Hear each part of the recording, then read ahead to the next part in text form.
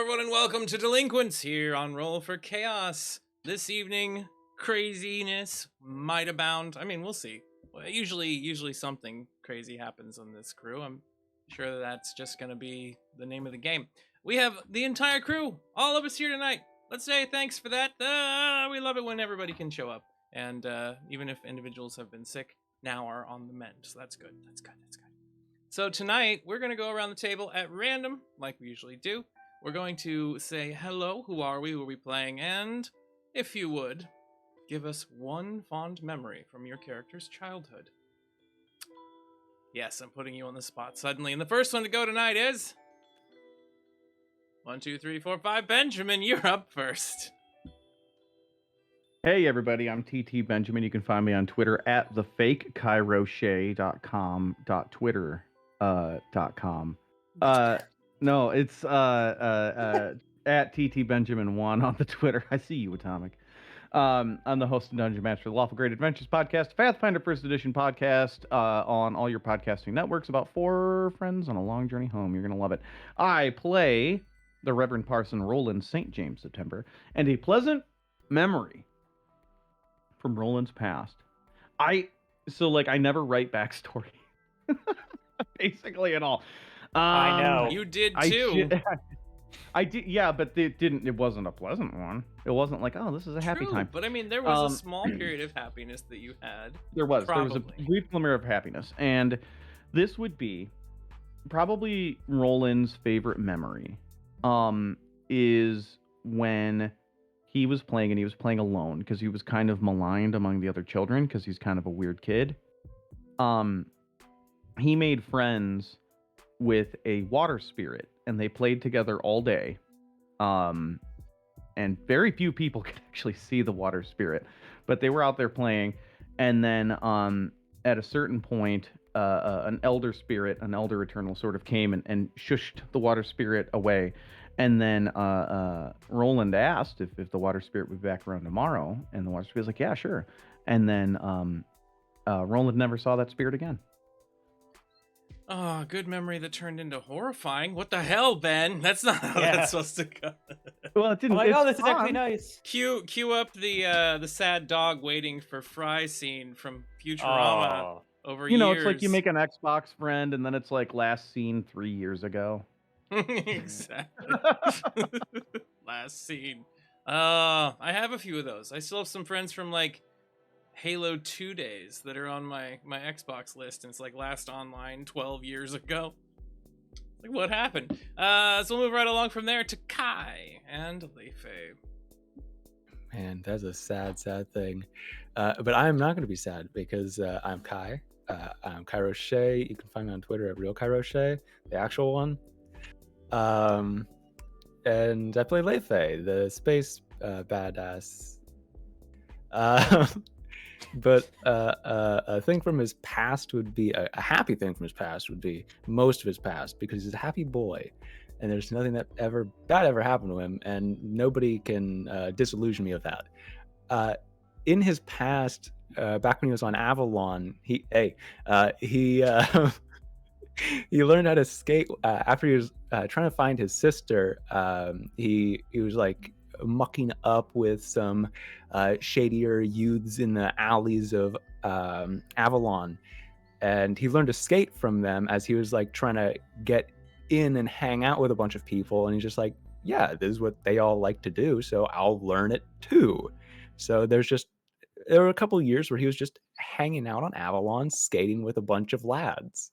That's awesome. That's what you learn. You know, a lot of skills that you learn in life come from the company that you keep. So, you know, like all of us have learned how to be weirdos because we play Delinquents together.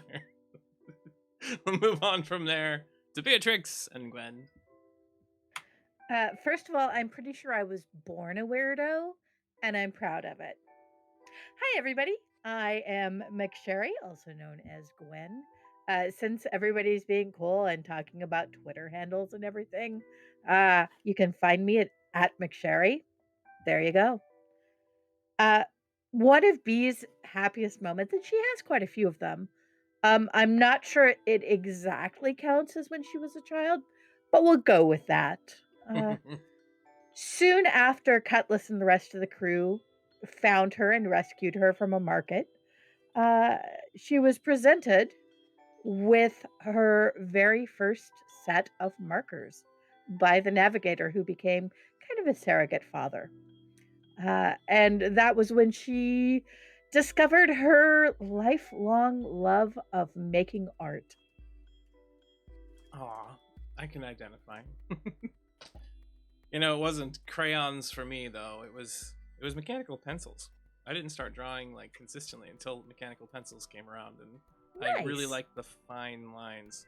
And you can see that my art style very much is line heavy at this point, so it's probably interlinked somewhere. Anyway, we'll move on from there to Nora and Clarion Bell. Hello, I'm Nora. You can find me on Twitter at Azedadine, where I mostly retweet TTRPG and political stuff, so prepare your butt for that. Tonight I'm playing Clarion Bell, your salty space medic and revolutionary, plotting things. And what else am I supposed to say? I feel like I do this every week. Something that Clarion, like a good memory Right. that Clarion had of their past when they were young. Since you don't actually birth. Yeah. Yeah. I would say Clarion's best moments when she was still with her master would have been occasionally talking to his other experiments before they, fully got patchesified, and getting to experience the raw innocence of the creation. And I think that stays with her and inspires her. Well, there you go. So, Especially she liked talking to the simpler bots, even though they weren't like much of a conversationalist, because at least sometimes they would sing and hum and have little quirks. yeah, the garden bot learned how to sing, and that was pretty Yes. much the only way it spoke anymore. So we'll move on from there to Conrad and Jackal. Give us yours. You're muted. Mute. You're muted. You got no sound. You have no sound, unfortunately. He's in corgi form. In corgi form, you can't speak. Is that what we're He can hearing? only bork. You can only bork Yeah, corgi form. he's doing an interpretive dance. We all have to guess what he is and what he's presenting based on what he's dancing with. Yeah. how One many butt word, wiggles is 5 it? letters. He's a Okay. little teapot. Hello. All right. Hey All right, folks, I'm Jackal. I there play you go. Conrad, and jokes aside, had a near scare there for a moment. Turns out I just stepped on the mute button. Fondest memory for Conrad, probably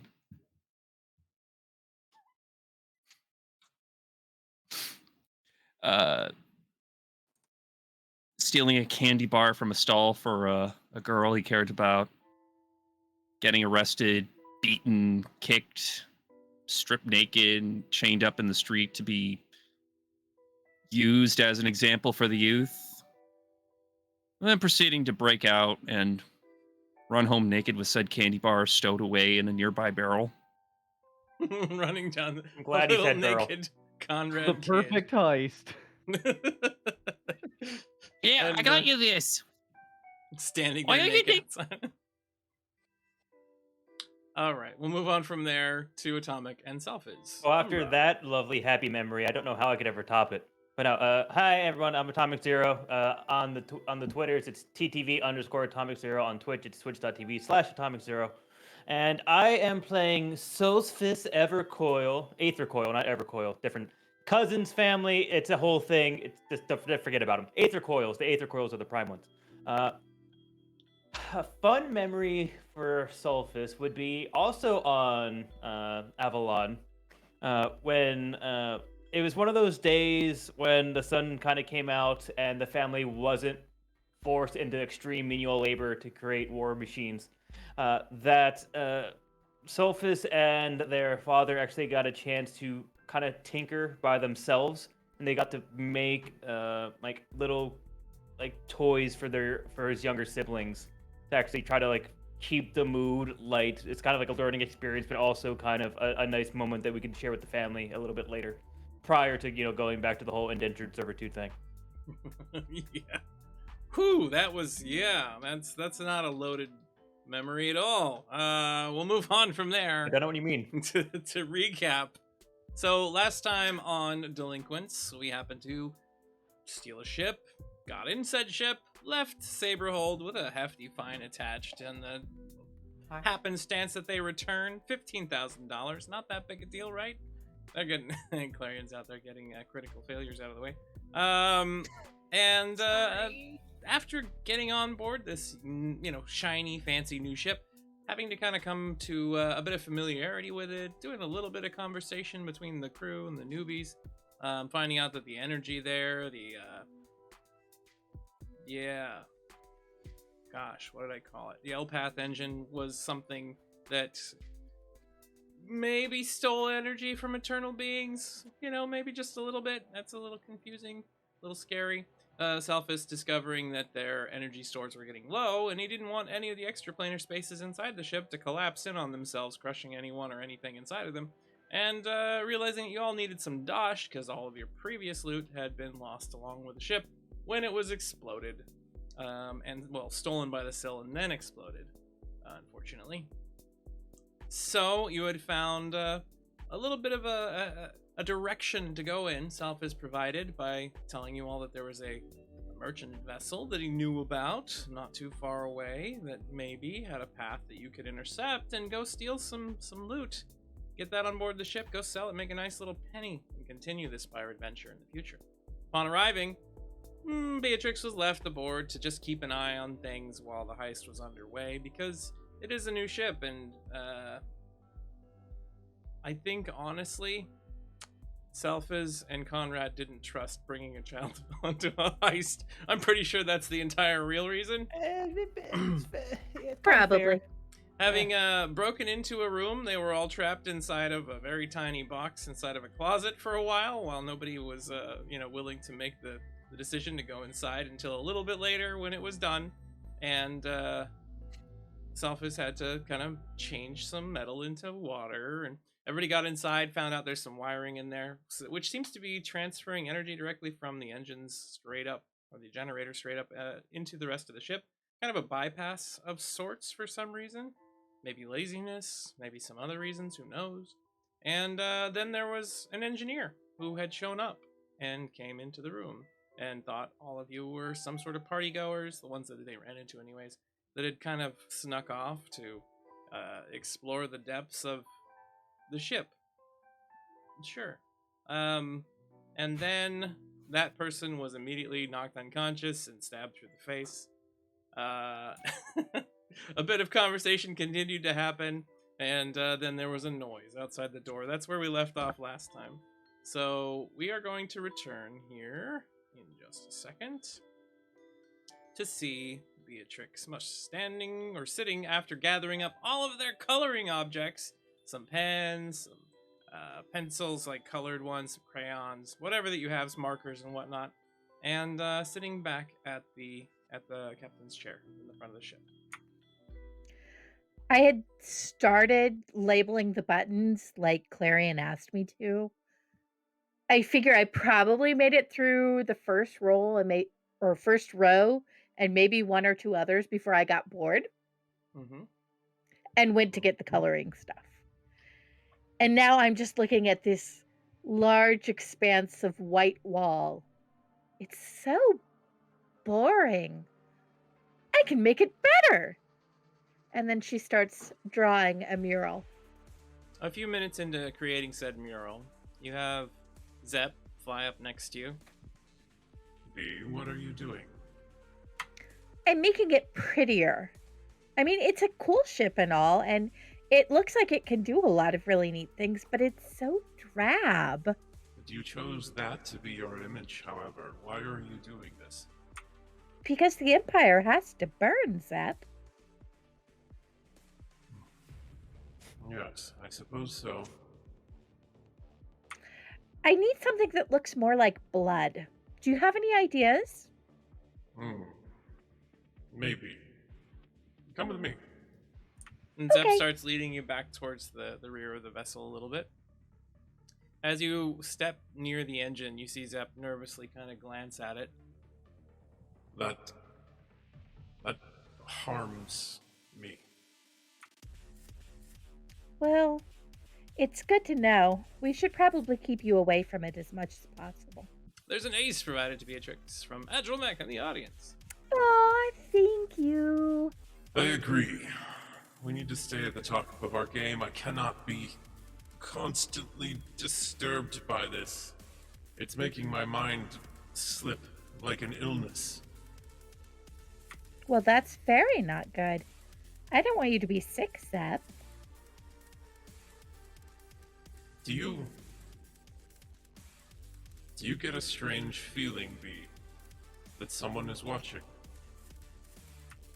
I mean, yeah, but usually it's just you. Do you mean somebody else is watching? I can't be certain, but I feel like that's the case. B looks around. Give me an aware I- roll, D.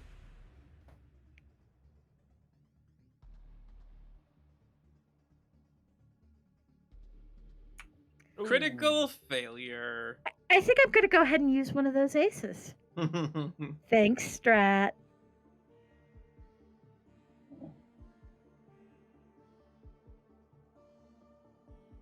That is a 17. Excellent. Much better.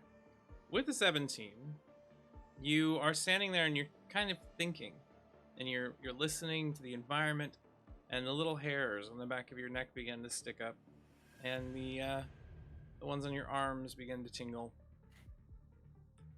You get the distinct feeling like something has just washed over you, like a blanket has been thrown over you. Zep, You can turn I and borrow your Zep- eyes? You turn and Zep is missing. Well, darn. That's not good. There's a hissing noise from up above as the hatch begins to open. I will step out of the way so I can see what comes through. As you step to the side, you hear behind you the scrape of something on metal. Sounds like a booted foot that happens to have hit the deck. As you turn slightly, all you see is the hilt of a blade as it smashes into your forehead. And the scene fades, and we move back to the other crew. We see Selphas, we see Leife, Clarion, and Conrad up near the door. A scraping noise is heard, and you see the door panel get ding, and you see it starting to open, so it starts sliding. Roland, you're still in the back of the room at the moment. First one who has the chance to react is Conrad in this moment, so the door is starting to open. What do you do?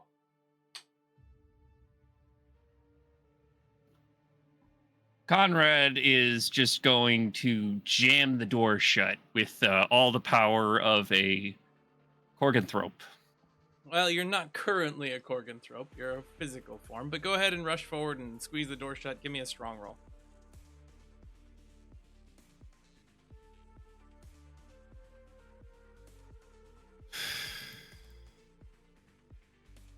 Here we go. You pull with your might. Are you going to accept that, or are you going to use an ace?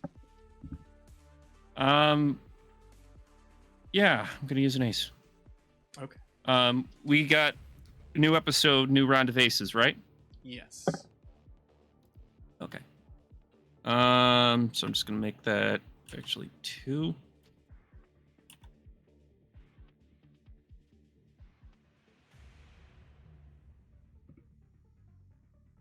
Here we go with another strong roll, and worse. No. Final ace. No. 10, 12. Not great. You slow it down, but that won't stop the opening of the door. Unless somebody assists you. Somebody could potentially push you over the edge. Do you turn back and say anything to someone? I look at Clarion and I say, help. Okay. Clarion would like to jam the door with her PDO. All right, so give me a brains roll as you get closer. Are you going to try to jam it by messing with the circuitry, or are you going to actually, like, physically jam it? Ice. Ice. All right, so give me your attack roll.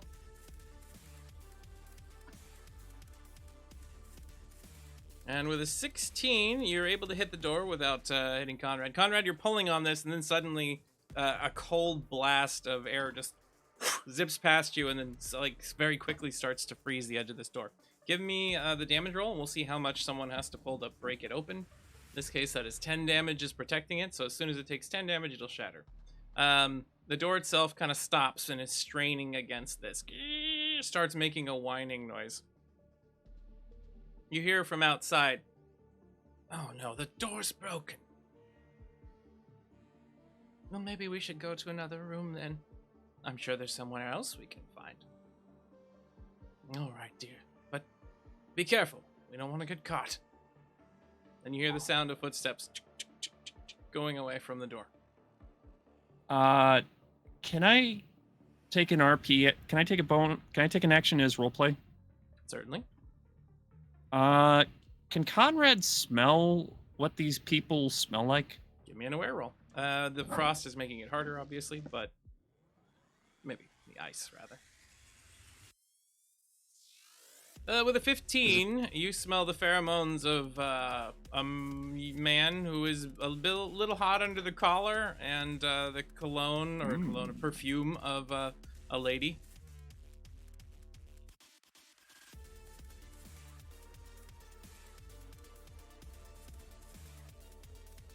Conrad is going to remember that for later. They were probably passengers rather than authority. So, that was that. As the door itself seems to be now frozen shut in here, Leifei, you're up. What was that?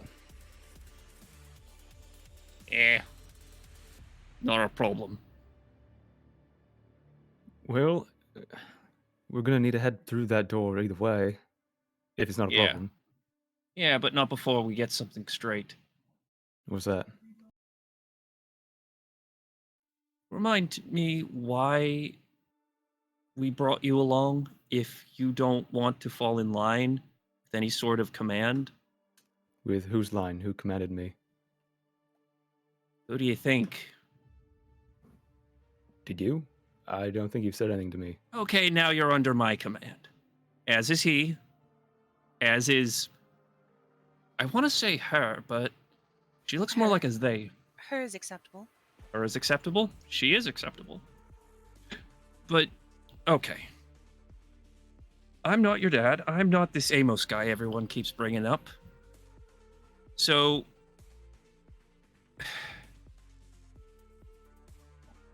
you with the Conrad. headphones, what do you do?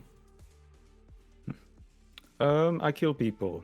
I think that's pretty obvious. That's about it.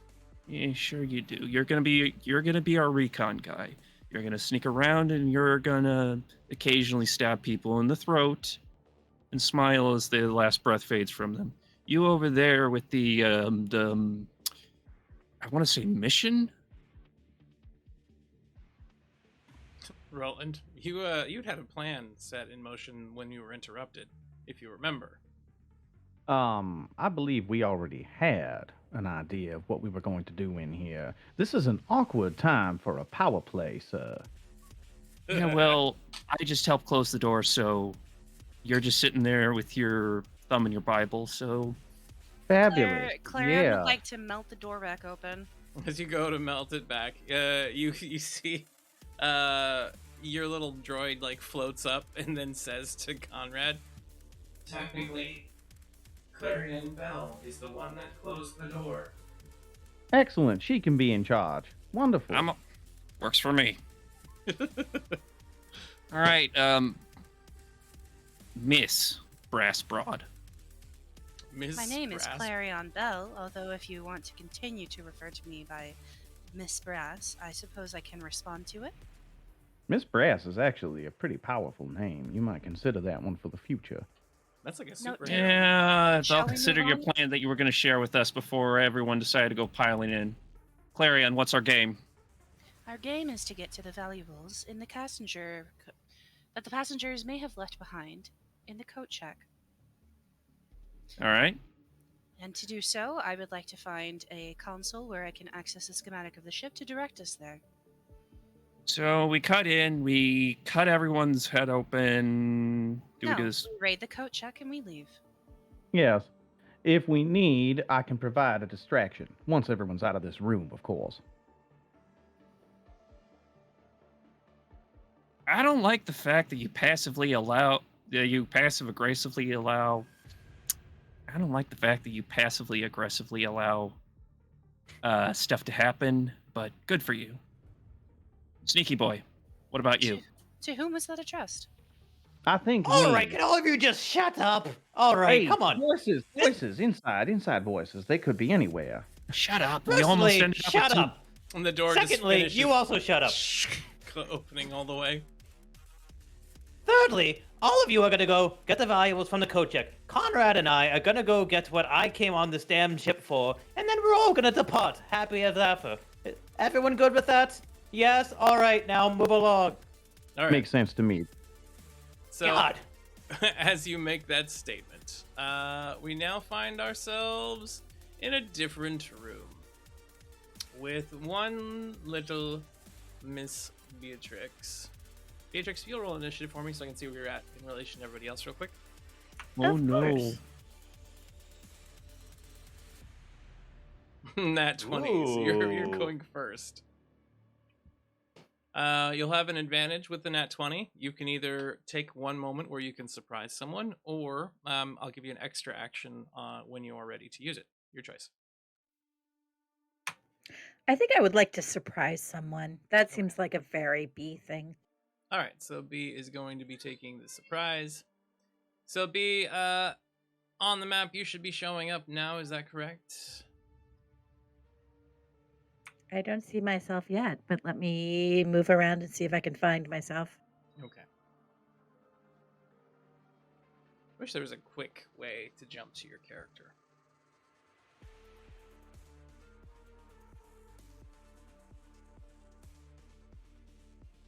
Making it large did not help. Let me try this. Aha! There we are. Found you. Okay.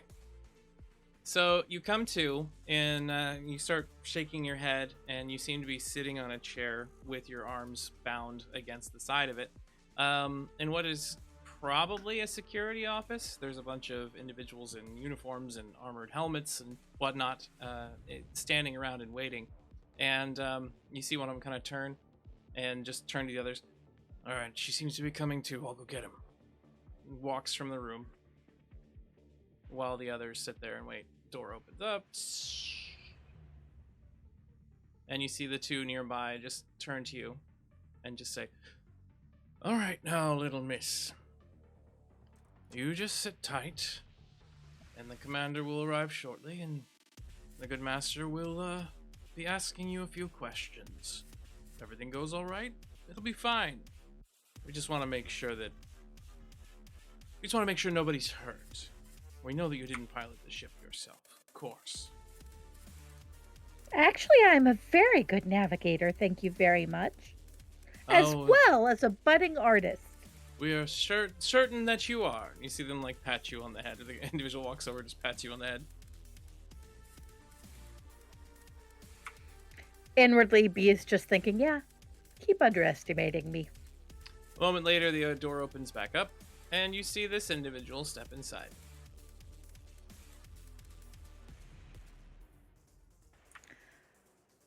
He has beautiful eye makeup. Or they do. I'm just, blown away. Let's do this. As the individual walks inside, you see them standing there, and they walk forward a little bit. Excuse me, do you understand my language? I understand what you're saying. I like your sword. It's very big. Thank you. Where are the others? I'm not sure. You do not look like the previous crew that held this vessel. That would make sense because we're the new crew. The new crew. Who is this new crew? How many members do you have? Counting's kind of hard.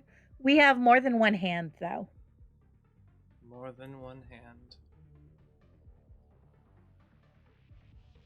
We can tell they're aboard the vessel, and it will be a moment in time before we find them. The DAD is able to scan out individuals of power. It is curious that we found such with you. You seem to be bound to an eternal. Oh, you're talking about Zap. Yeah, he's cool. He's been around with me for a long time, really.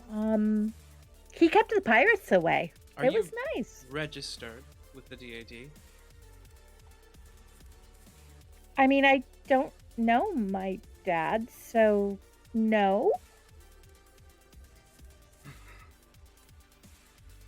Keep an eye on her. She's likely to be very dangerous. She says that there is more than one hand's worth of individuals aboard the vessel.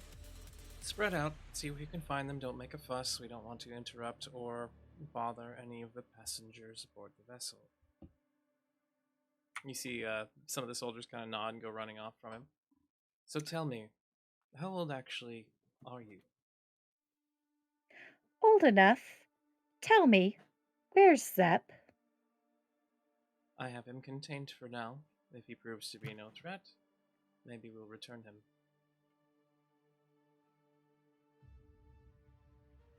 He's only a threat if I ask him to do things. Hmm. He's lost a lot of his power, you know. In our experience, it's never as simple as that. You often think you're in control while they are. That has been the case in the past. You seem B to just be smiles. confident that you are overcoming his strength, then. I get it.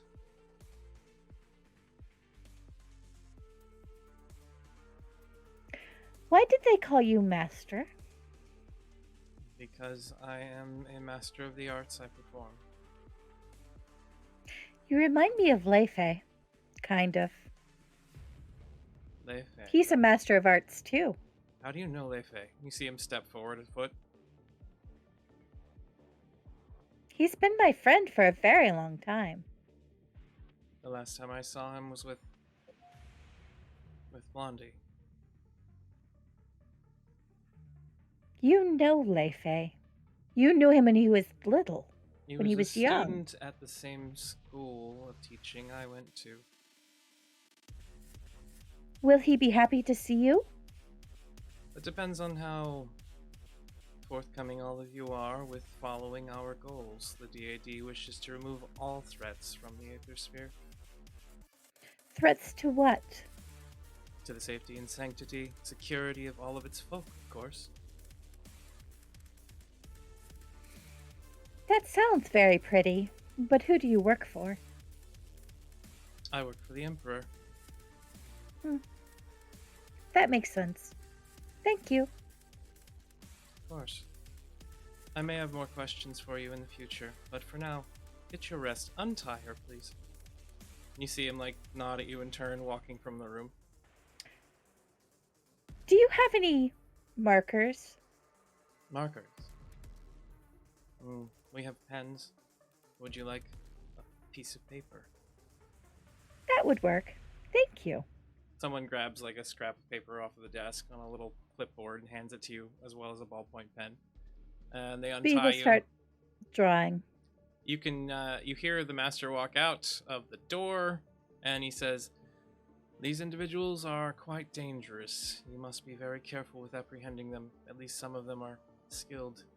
To the best of my knowledge, they could take out many of you." And the door closes. You can't hear them anymore. So you follow him. Are you dads too? I'm a peacekeeper. None of us work directly with the Department of Aether Defense. Not specifically. No. Oh. Well, I was hoping that you could tell me about your kids. I like hearing about other kids. But I understand. Personal information makes it harder. I mean, we're not gonna go there. Oh. Okay. The other one goes, I don't have any kids. I don't want any. I can understand. We can be a little rambunctious sometimes. Yeah, damn right. I'll try to be good. Conrad, we move back over to you at this point. It is your action. You can use one move action as we start to carry these scenes forward until things happen. Conrad is just gonna take the clothes of the engineer, throw them on, and can I take that as a free action? Not to Because put my the end goal is clothes on. That would take a full action for you to change your outfit. Alright. Did Selphis say where he wanted the bomb to go? Where he Well, needed it's to go not- get the pieces. It's underneath the That one. Yeah, underneath the bridge is what you had Yep. said. Then they're just going to take their first action to put the clothes on, and if they have any remaining actions, follow Selphis. All right. So you put the clothes on. So Conrad moves over, removes like his shoulder pads and whatnot, puts on this engineering outfit. Do you keep your mask on? Yeah, but they're going to kind of just doctor it up a little bit so it looks like something that's a bit more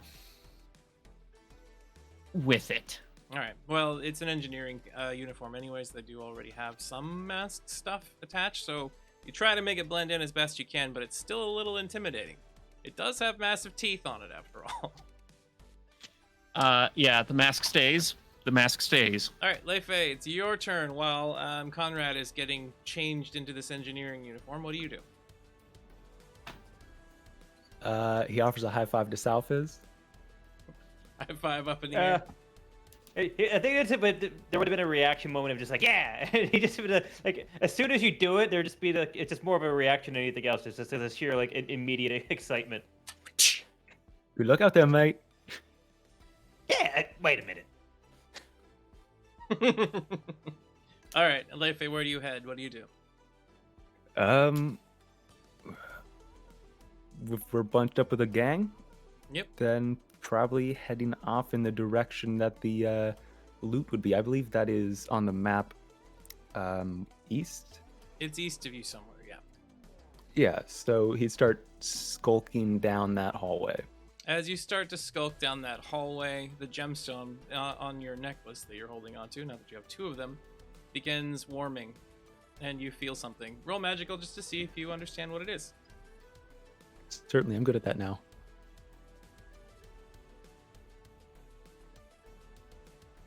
Oh, That'll be a total of 5. 5. That's not enough. So it's trying to tell you something, but you don't know what. Can I re-roll that one? If you use an ace, yeah.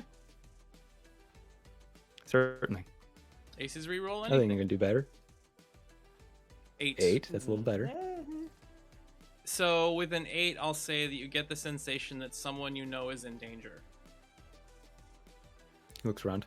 There's another ace from Annika to Leifei. You could roll one more time. I'll do it. That time you get 17. a 17. Much better. So as the gemstone kind of floats up for a second and glows, you grab a hold of it with one hand, and you can immediately feel the thoughts of B. Suddenly Leifei's in your mind, B, touching upon it. Leifei, one of your friends from school is here. He's in charge of the dad? Be careful. Oh, what? You recognize immediately that Beatrix is on board this ship now, and not on board your ship. So I'm just skating by her consciousness, not able to respond? You can respond if you wish, yeah. Wait a second. Come on, mate. Who is it? I'll think of his face. You see the face of the individual that you saw there, Master Lyo Ezen. So, Master Lyo was a student that was there when you first arrived, well before you were actually being trained proper, and mastered all of Blondie's techniques before heading off, right when you were starting to be trained. Oh, God. He's like my teacher. I think there's like a word for it. Senpai? Technically, like senpai. Woof. Technically, he would be the new master, the new grandmaster of the style, since your master died. Oh god. He's Not kind of a him. jerk. Yeah, maybe. Wait, he's with a dad now? Yeah. Everybody keeps calling I him tried to the make dad. fun of it, but nobody got it. Yeah. Sort of humorless when you start, losing your mind or getting too into it. Oh, I think the connection's cutting out. From Afar Podcast, thank you for the raid. We appreciate it. And your Raid. connection fizzles at that point. So you have one standard action remaining, Leifei. What do you want to do with it? Did he get the direction that B was in? B is he to the heading in the right direction? left of you somewhere on this map. So Westerly? westerly on this map, if you want to call it that. To the rear of the ship. Are they still within speaking distance of Conrad? Yeah, Conrad's still inside the same room as you. So everybody is kind of gathered Okay. together right now. Nobody else has left or moved anywhere yet. Uh, I just moved Roland. Roland, did you move or did you stay near the back of the room? Were you still going to do some sort of weird electrical problem? I haven't gotten a turn yet. That's true. Sorry. I was thinking about it, but it seems like that's steadily turning into less and less of a good idea. And also, every time I bring it up, I get dismissed. So I presume we don't want an electrical distraction. So. All right. Well, I'll Yeah. still leave that up to you to decide on your You do turn. you. You will get Yeah. a turn soon. I promise. No, All right. I believe in you. Truly I do. All right. So Leifei, you had that one action. Everybody's still here. What do you say? bonus objective, B is on the ship somehow, and she is now with somebody who's better than me in every way. Oh no. Now, don't be so hard on yourself. No, that is a concern. I understand, yeah. We've dealt with a lot of people like that. But either way, we need to keep going or we're going to get caught in here. So I'm going to start All moving right. on. I'll stick with you, Captain. All right. Is this your first rodeo, Stabby Boy? Which, on this ship? Yeah. On this ship, yeah. I give it one battle. All right. right. Thank you So- for your excellence. He's going to leave. So you head out Quite the now, contributor. and you head off to the left. So you hit the corner, and I think that's all of your movement there. You've got more range to go, but we'll come back to that. Roland, you are now up. Certainly. Roland, having heard that someone dangerous that has rattled Leifei is on board, sticks to Leifei like glue. All right, so you're going to stay over there with him. You do have one action remaining because he waited and did some things, allowing you to move a little bit ahead if you'd like, or you can just stay with him. Oh, we'll do the thing where we're like alternating corners, so Roland's gonna go up to the next corner. All right, so Roland moves up to the next corner and peeks around the side, and there's a door there, currently closed. Roland turns around and then makes like a door hand sign. It's like there's a door around the corner, invalidating the hand sign. All right. He's going Then to put up a thumbs up. I got you. that was Roland's turn. Clarion, you're up now. Okay, Clarion would like to move into the corridor and then see if there's an access panel somewhere. There's a series of lights and whatnot here. There is an access panel in the hallway, but you assume it's probably just connected to the wiring inside this hall. Oh, okay. Alright, then I think she will just finish her move next to the Leifei. All right, so you move along with them and you stop and wait there. You see Roland like waving dramatically and then telling you there's a door. Just in case you didn't get it the first time, Selphis, you're up now. All right. I will go out and make my way towards the bridge, which I'm assuming is the opposite direction. Yes, you're heading towards the front of the ship, which is to the right, or the eastern Correct. direction. So Selphis moves there, and you can go another 5 over there. So you're getting closer. Yeah. There's another closed door up ahead of you. We now continue on. B, we've moved back to you inside the room. The 2 guards that were there have provided you stuff to color with, and then went back to their work. Just kind of moving away and ignoring you at the moment. Some of them fill out some paperwork. Here's some conversation being had on the other side of the room, talking about the party goers that are there and the problems that they have. Like, They just constantly keep it so that all of us have to do. They think that we're some sort of janitor crew for them, clean up everything. They don't leave messes all over the place, and they just. It's like they're children. No offense. One of them turns and looks over at you. None taken. Do you have anything to eat or drink? It's been a while. Eat or drink? He slaps like the engineer next to him. Don't you have that jerky on you still? Yeah, but that's kind of my. I need that for the blood sugar. If I don't have it, I mean, it could be problematic when I'm working with electronics. I don't want to shock myself or others because I can't think clear. Just give her the jerky. All right, but you know, if this comes around to bite me, it's gonna be on you, and I'll talk to the captain. It's okay. I don't bite anybody. My friend Conrad bite though. But thanks for the jerky. You have friends that bite. You have a pet, like a dog or a cat or I don't know, some sort of werefox. Yeah, something like that. Here, hands over a piece of jerky to you.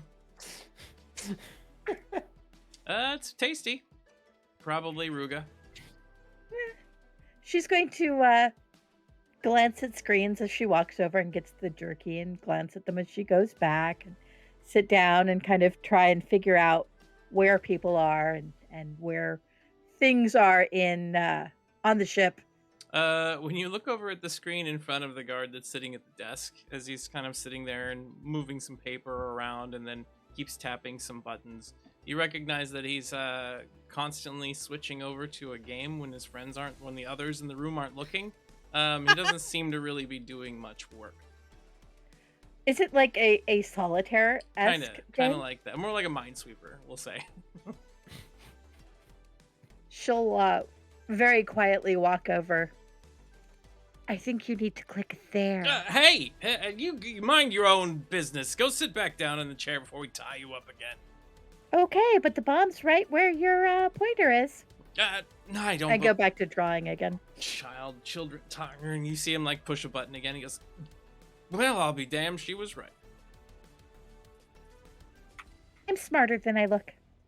Conrad, we switch over to you now, wearing engineering clothing. Where do you head?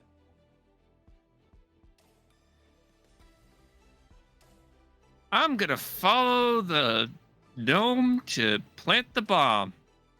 Retrieve the bomb. He's collecting Yes. a bomb to use in a different place later. Exactly. So There is a bomb. We are going to rush B and take the bomb. you move over in front of the door, and this door is pressure weighted. There's a plate on the floor that as you step on it, the door just opens up quickly. And on the other side, you see a very large hold of some kind. This large room is filled with stacked crates, boxes, and shipping containers, mostly about the center of the room. Debris on the floor near some of the containers indicates many of them are filled with raw materials of some kind. The confusing thing is, the hold is rather empty compared to what you believe might be here, and is unguarded. Conrad's still in uniform character, yes. Is gonna start walking towards Selphas, and there's gonna be like, I think we might be in for a little bit more than I thought. Can we just hang out here for a little bit, you know, chew some jerky, have some coffee? Hint, hint, Come on, nudge, get your nudge. head in the game. Smacks you upside the head. Get your head in the game. All right, It is in the game. Look at the thing. That's an ambush if I've ever seen one. that was Conrad's turn. Leifei, You're you're an up. ambush. I am a bush. Why do you think you hide behind me? All right, Conrad, you are, Leifei, you are up. One full move up to the door. Is that where the door is actually? Yes. Okay, then he's gonna bink. Can he bink it open? So you walk over to it, and what are you going to try to do to open it? There's another pressure plate on the floor. It looks like it needs to be stepped on to open the door. He's just gonna move the sheath of his sword over and just bink down on the pressure plate. Just tap it. Okay. Pretty easy for you to do. So you just kind of reach out with it, and as you hit it, door swings open. The two soldiers in there that are currently walking in this direction. Do you do something to not be seen? Because they're gonna look like they are eyes open wide a little bit behind their masked helmets as they are walking straight towards you. Woof woof. Can he slide up with the doors as they're like moving this way? Can he slide along with it, or do they just go straight into the wall? They go all the way to the wall. Yeah. Okay, he's gonna run away.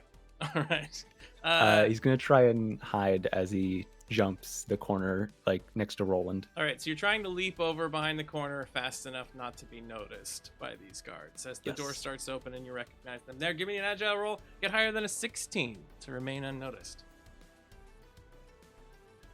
Certainly, I was born agile. You were born agile. That'll be a 22. All right. With a 22, you leap across the distance, and you see the two guards like. Wait. Did you? Malfunctioning things. One of them like slams the wall a little bit, and then they start walking forward. Roland, you're up. The captain has leapt behind you as you see the door open up. Two guards, like, very visibly showing up in that space. Kind of duck your head back a little bit. They're walking in this direction. Roland kind of leans over. Should I do the talking, or are we just going to take these guys out?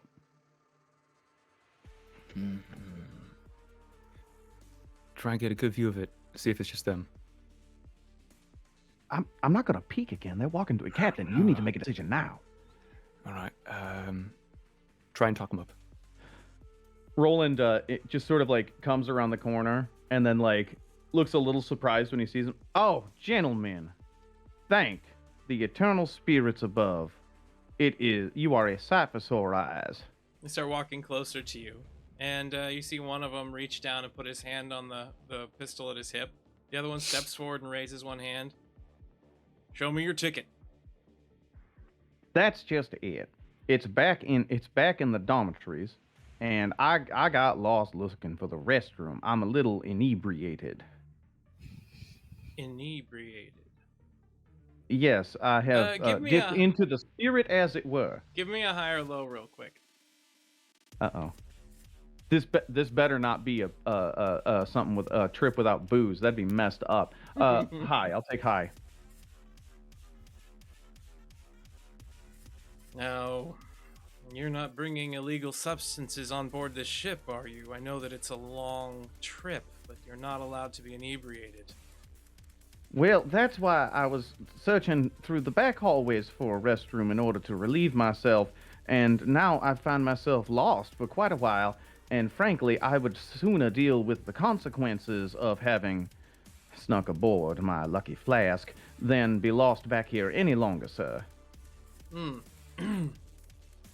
You... No problem. We'll escort you back to the guest cabins, and we'll get you your restroom.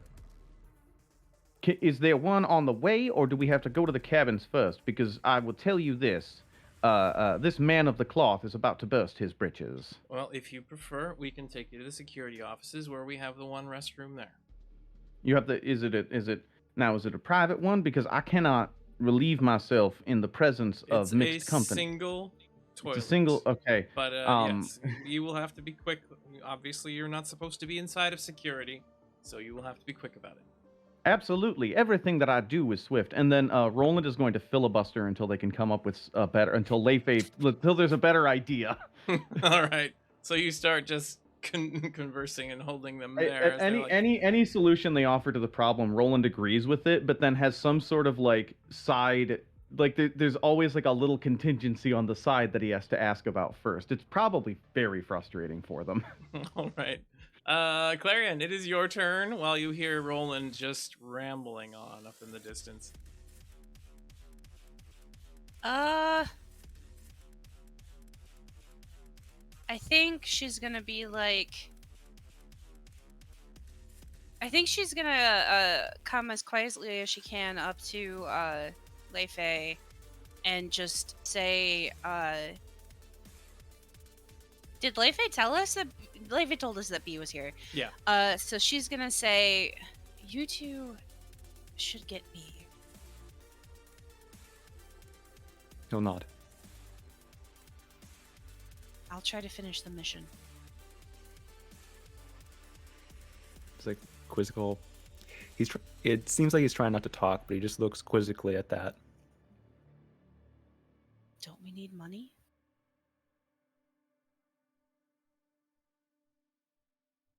He's just going to point towards her and point to the. Is there like a medical symbol on her? Do you have a medical symbol on your outfit? No, No. not after I joined the pirates. Essentially, he's trying to silently notate that that's not the right word, but that he doesn't want her hurt doing this alone. So you can see concern on his face for your well-being.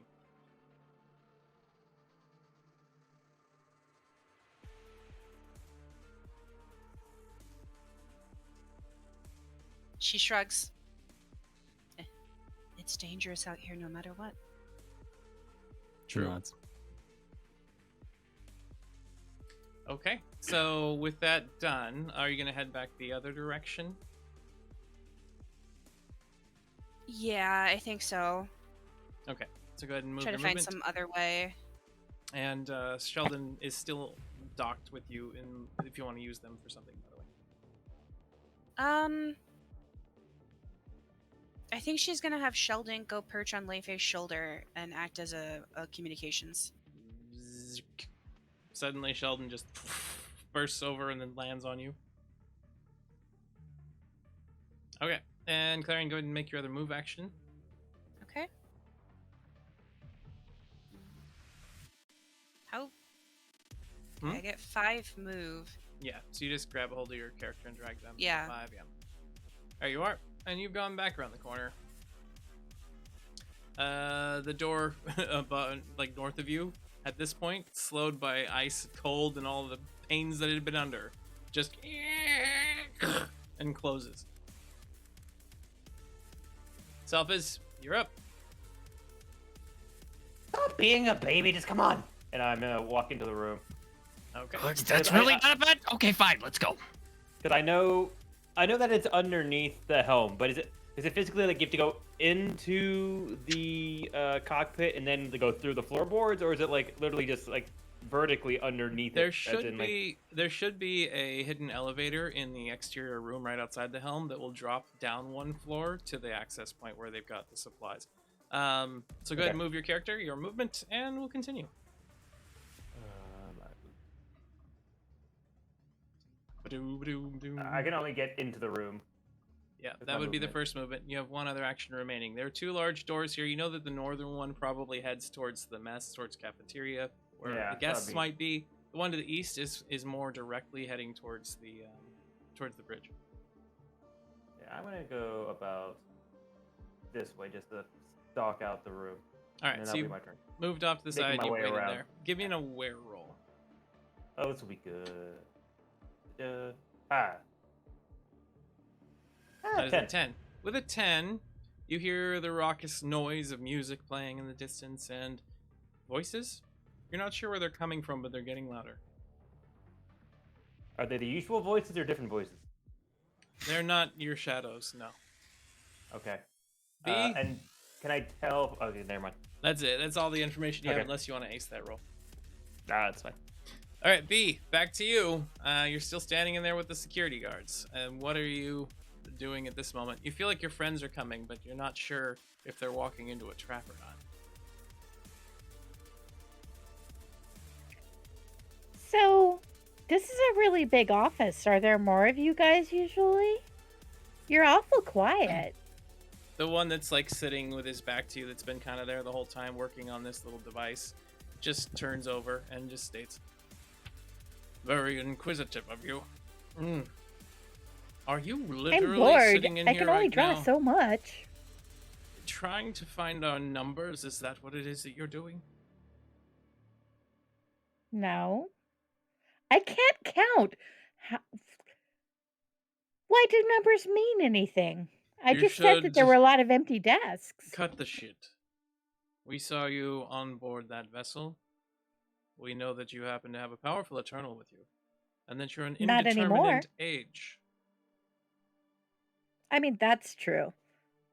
The others may be fooled by this child routine that you are giving them, but I am not. Interesting. You have more experience than the rest. I do. I've been doing this a long time. I've seen individuals like you trapped, chained to these Eternals, destroy the innocent. I've seen the chaos that you can create. I do not trust you, nor do I like you, nor do I believe that you should be anywhere other than where the DAD intends to take you. Prison. You don't know me. I don't have to. You're all alike. Can I boop your nose? No. What a shame.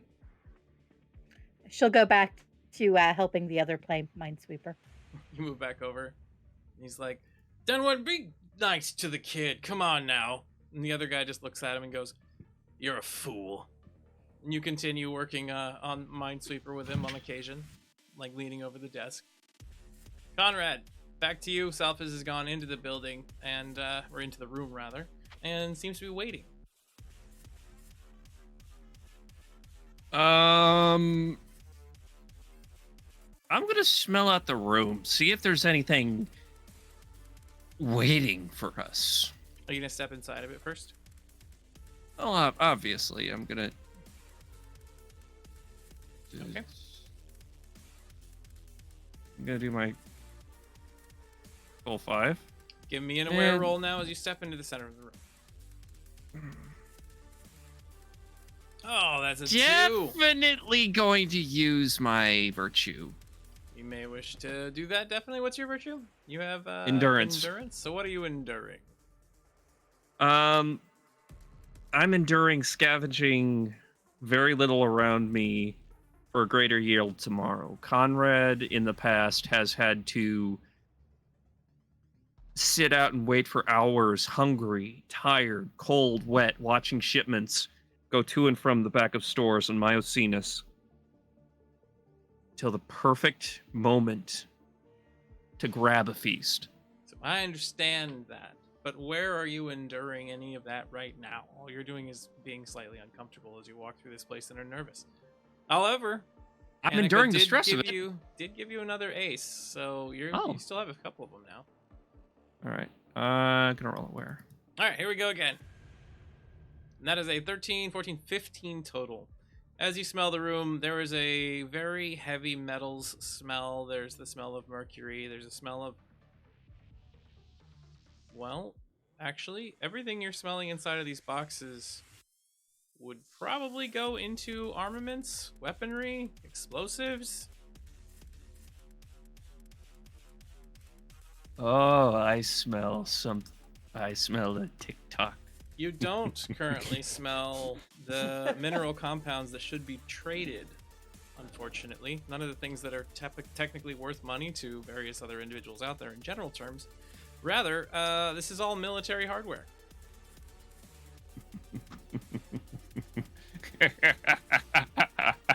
Oh, it's here. And Self it's is. left in the open without any defenders.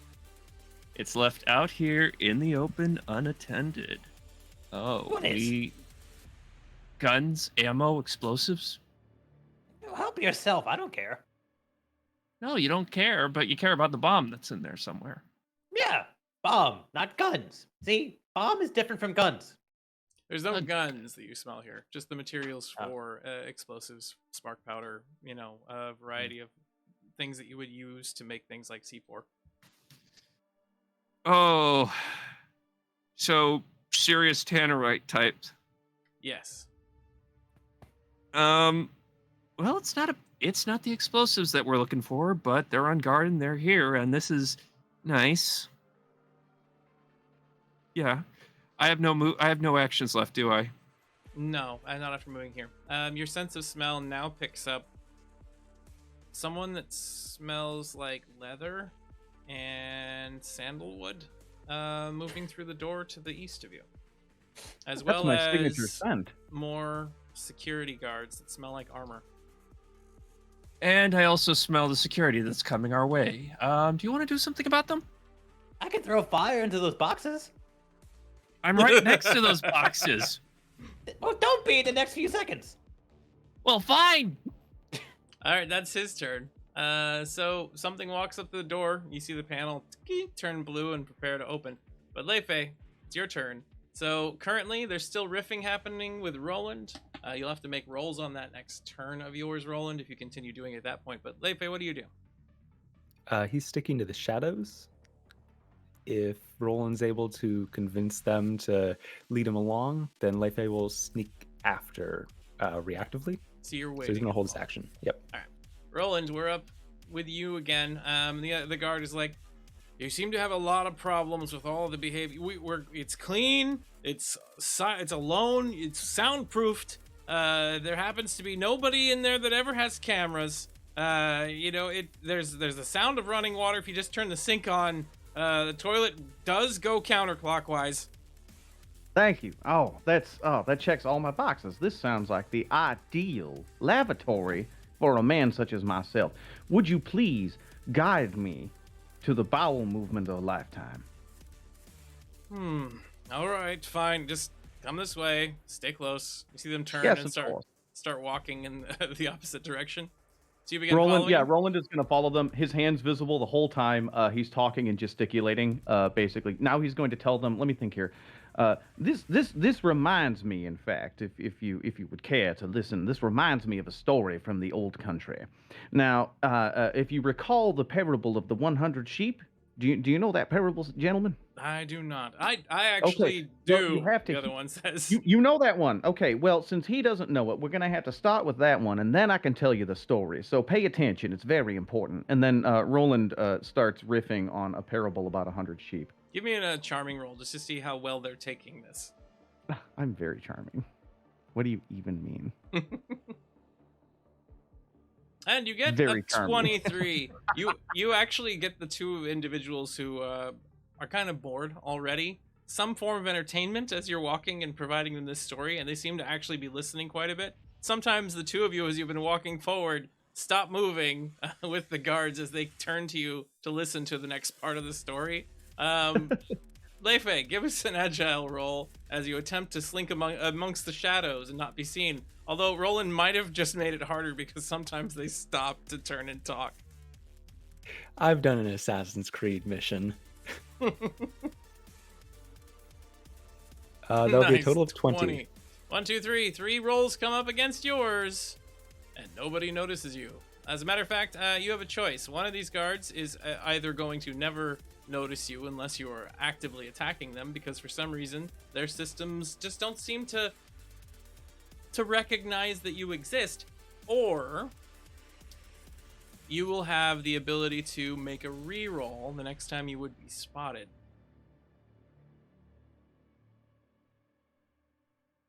I'm going to take number 1. One of these guys just doesn't have an ability to find me. All right, so which one do you want to target? There is an engineer in this room, and there's 2 guards. There's the one that knows the religious parables, and the one that does not. We'll say it's the one that knows the religious parables. The path is blinding that man of your presence. Congratulations.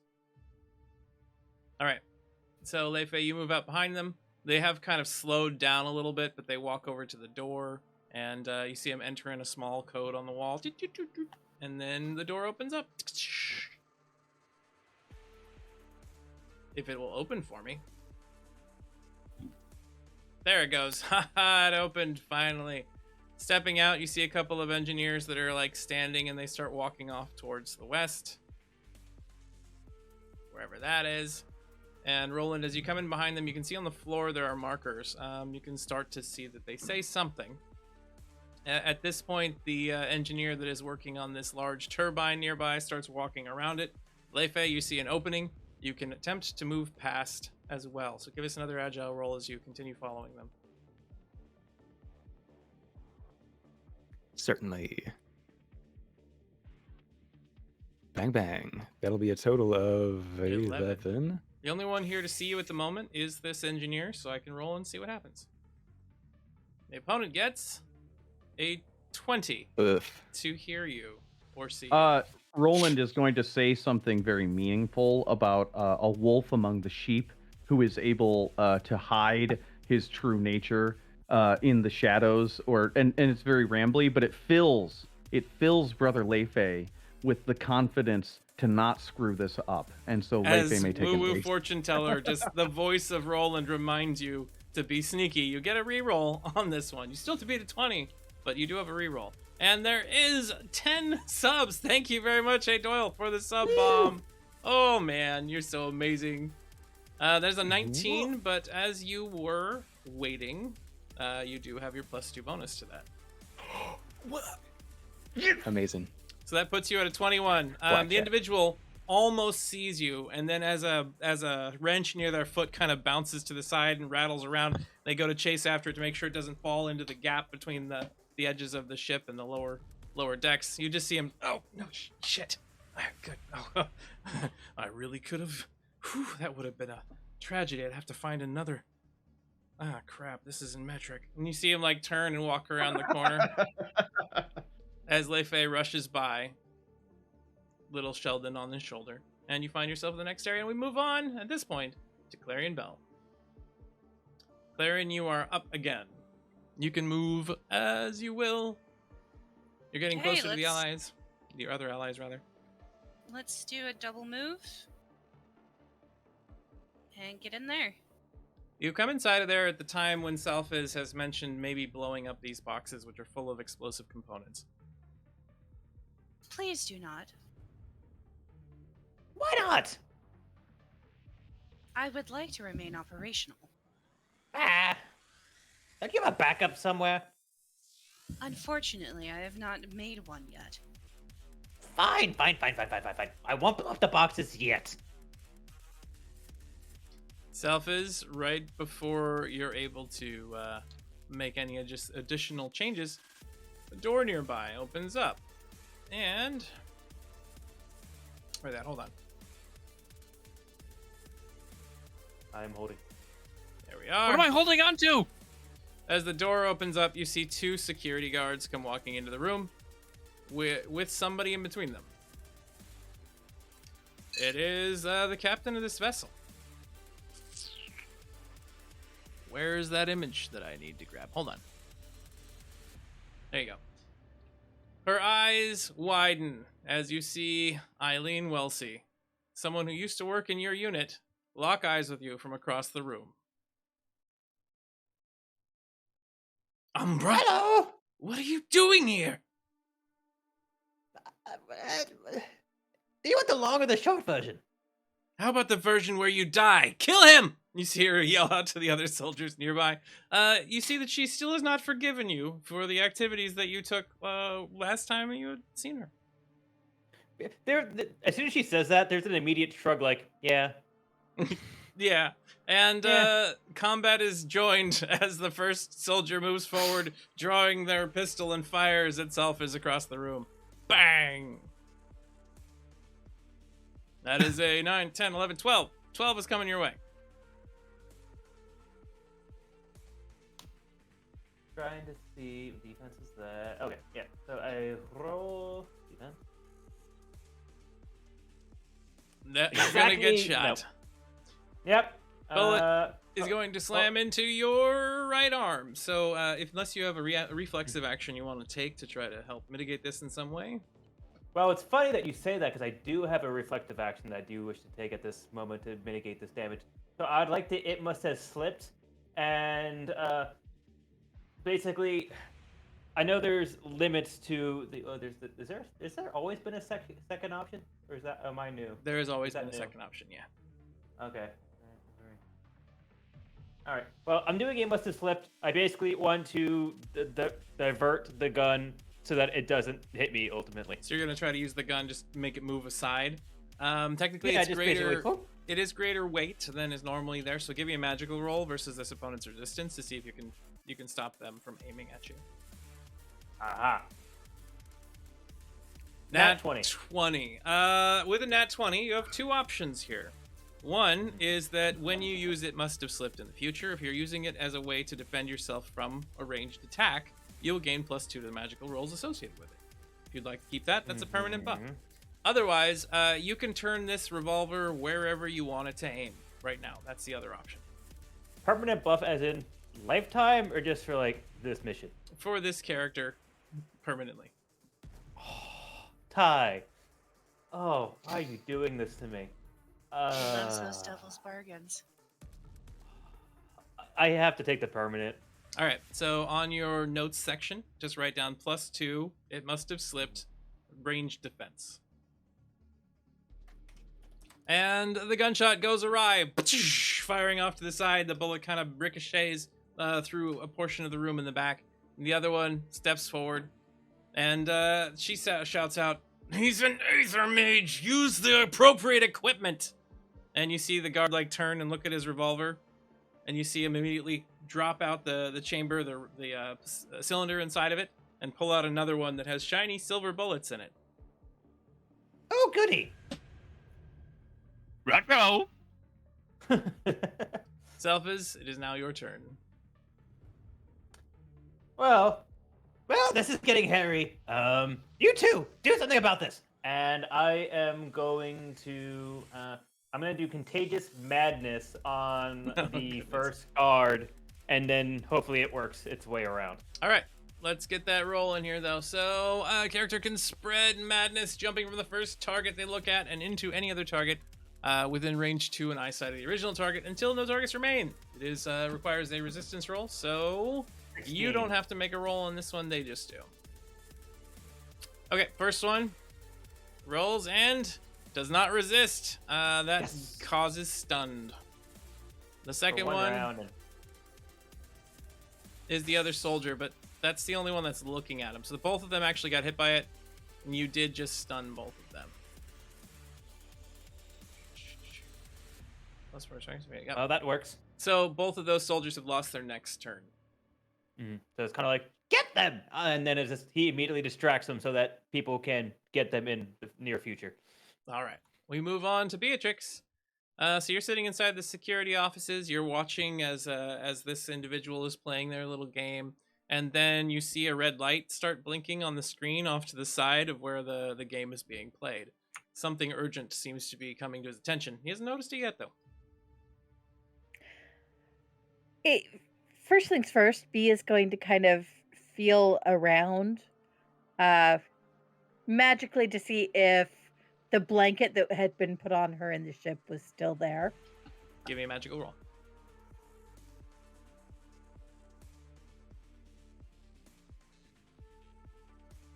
You do still feel it, and it seems to be coming from the front of the ship. That's good to know.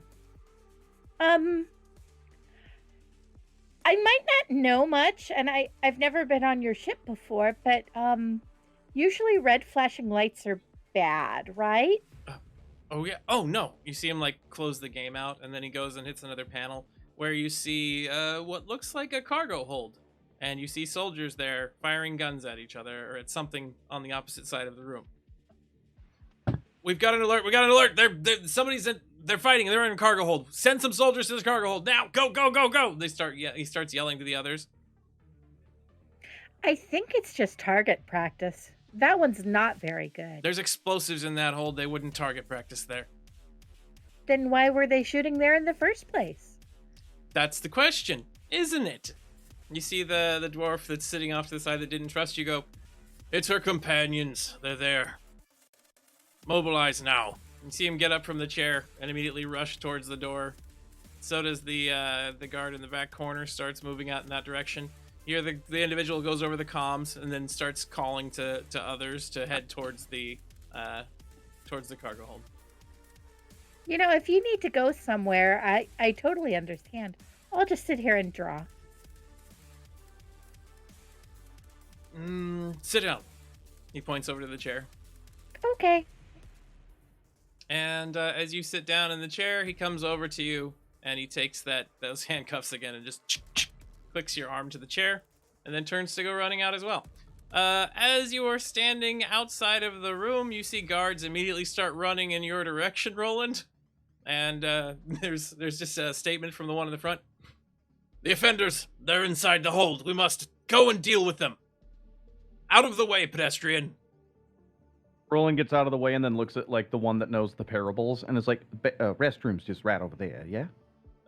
You turn right around the corner to the right, inside the security office. Can't miss it. It's on the far end. There's an engineer in there. He should help you out. I will get out of your way. You must go and do your duty, sir. Absolutely. He just kind of salutes for a second, and then he looks at his hand and goes, then he does like the symbol for the light. Roland does the symbol for the light as well. And then they go and they start rushing past you, heading down the corridor towards the threat. Leife, give us an agile roll to stay hidden. There's 5 of them that come pouring out of this room.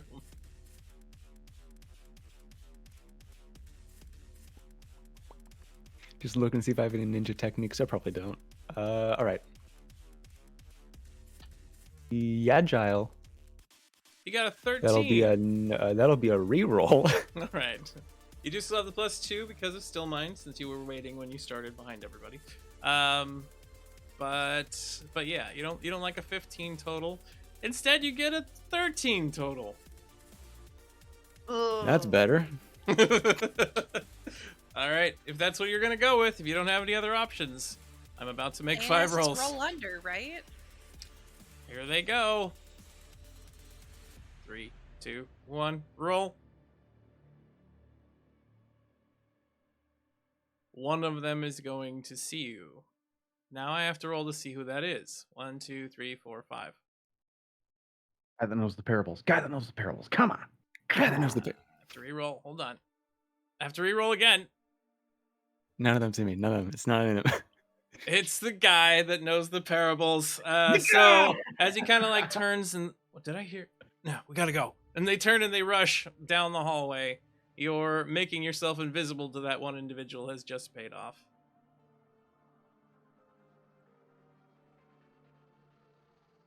As all of the soldiers rush by you through the door, it closes behind them. Roland, you and Leife are standing there now. Leife, it's Conrad's turn. We'll go back to Conrad in just a second. Wait, did I get a turn, or was that me talking my way out of the thing? Or I'm so no, bad you're with after the order. you're after Leife technically, so he keeps waiting for you to go. Right, that's right. All right, it is now Conrad's turn. Conrad, you got 2 soldiers over there and the captain of the ship. The captain themselves doesn't seem to be armed for war at the moment, and after yelling at those, seeing the gunfire, telling him about Selphis, turns to head through the door. What do you do?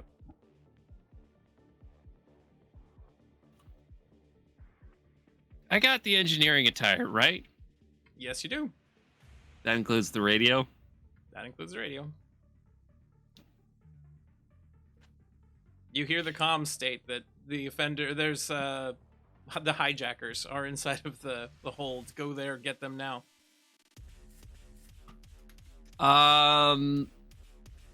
Mimicry and Clarion. Conrad is gonna turn to Clarion and go, remind me, how would I say stand down in jerkwad again? Gestures to the guards. Clarion translates. And we are going to mimic that in a very drill sergeant-like tone. All right, so you're trying to tell them not to come to the hold after all? Yes, the situation has been stabilized. Give me a charming roll as you attempt to brute force this.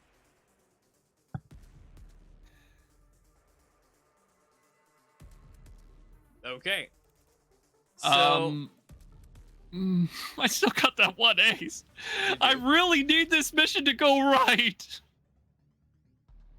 I really need this mission to go right. And that is a 12. So you call that out over the radio. And you hear affirmative, come back over the radio for a second. But then you hear in the voice you just used something said, Clarion, you hear, wait, I didn't say that. Clarion just says, you've been rustled. You've been rustled. Conrad, you have 1 action remaining. Yeah, I'm gonna argue with that guy. I'm gonna I'm going to make a strong case against him. Okay, what are you going to say? He's like, that's not me. I didn't just say that. Play the Uno reverse card. Say that's the imposter. They want you to think. They're distracting you. The imposter is in command? The imposter is in command? Well, He whispers over to her, how do I say we have an imposter? They're over in the command center. I translate that. All right, give me another charming roll. Oh god, this is gonna end badly. Ooh, that is a 2. Oh, that's so bad. I'm under so much social anxiety. How do I endure this? Wait, I used my virtue. I'll give you this one, so you can get a reroll because of your virtue on this one. And that is an 18. Does that work? That is nice. The individual who you are pretending to be still isn't convinced that's his own voice. But the others on board the ship are now confused a little bit about what's going on. The individuals that were coming with that person, on the other hand, are still charging. You hear, "We have someone imposter. There's an imposter aboard this ship. They're trying to pretend they're me, and it's not. We need to get to the. Gotta kill their bad. Go to the hold. Go to the hold." No. All right, Yes, and that's your turn. Wait. So are they coming to us or not coming to us? You're not Who knows? sure at this point. Leifei, it's your turn. Neither are they. Conrad lowers the mask and he gives a thumbs up with a sort of needle tooth smile. You idiot! Why aren't you borking yet? I'll bork you, Why buddy. aren't you borking yet? Leifei, you are up now. The guards have rushed by, gone through the door. He moves around the corner, gives a thumbs up to Roland. Brother Leifei, did that engine look explosive to you? Yeah, most engines I've known have blown up. So this one will probably do it too. What do you think, Captain? I think it could be a good distraction and a good getaway. All right, you do you. Don't you worry about little old me. All right. I'll go in there and see if I can get B. He's gonna move up, look around. As you move forward to the edge and you look off to the left and right, you see a couple of engineers who are just kind of walking away from you towards the reactor. You can see the large words on the floor, one of them saying reactor, one of them saying security. You can see the security door off to the right has been left open, and Beatrix is sitting in a chair with her hand chained to it, or handcuffed to the chair at the moment. He can see her? You can. Certainly. He is going to pull up one of those sharp daggers and chuck it towards the chain. Give me an attack with the dagger. It's a little bit of a distance. I mean, you're throwing it range 7 at the moment, but you give it a try from here. I have double range as Still Mind. You do.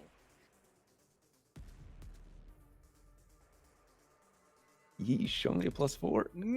Critical only failure as you a throw a critical dagger failure. at B. What?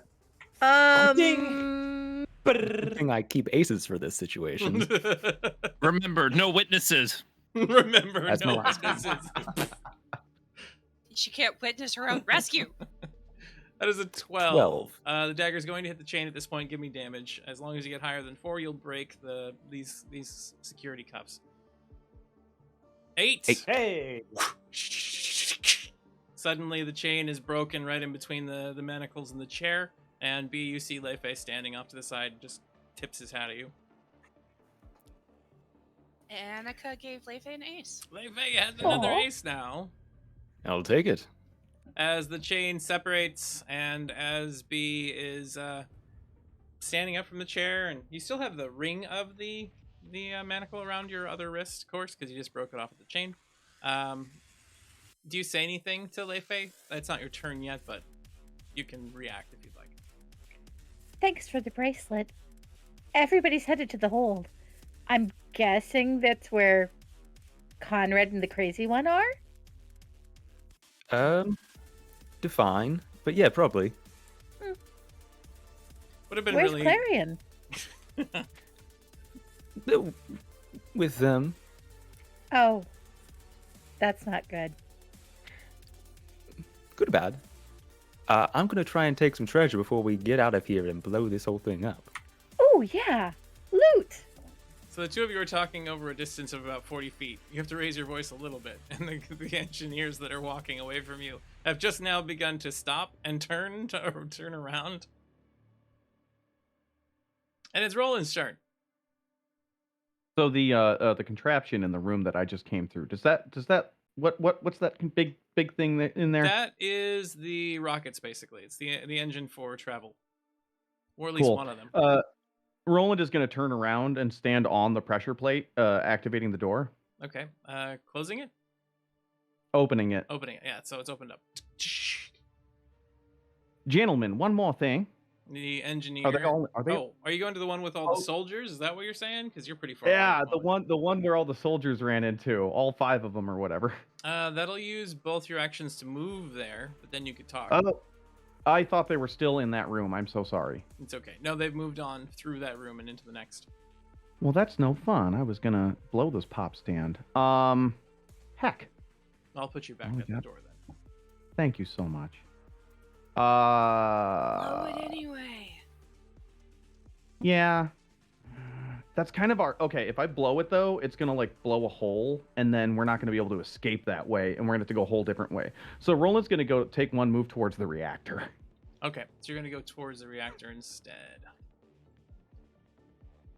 That'll put you right around the edge of the corner, so you can see the two engineers who have begun to turn and face Leifei and B, who are talking very loudly in the hallway.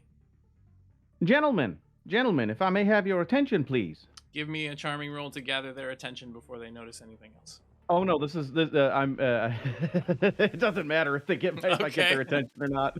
So they turn and they see you. Have you heard the parable of Misfit, the lightning spirit? And then Roland just like pounds his fist on the floor and sends a wave of lightning straight to the reactor. I want to use inner fire lightning arc, and I'd like to put how much to blow a reactor? 1 or 2 overload. I think 2 is a good amount. Well, it would be 2 applications of chaos would give you a better chance. 3 would potentially just completely destroy the thing. Yeah, but completely destroy can mean a lot of different things on the Roll for Chaos Network. So let's just do 2. Okay, so give me your attack roll with this and get higher than a natural 10 to avoid chaos. So you want magical and then attack, Yeah, or just use the attack roll. So you channel magic through your body. When you're using it through your body, it just uses your regular rolls. oh, okay. Oh god. So is that? I'm so sorry. Is that a regular attack with like my unarmed strike? Or... Yes, it'd be an unarmed strike. Okay.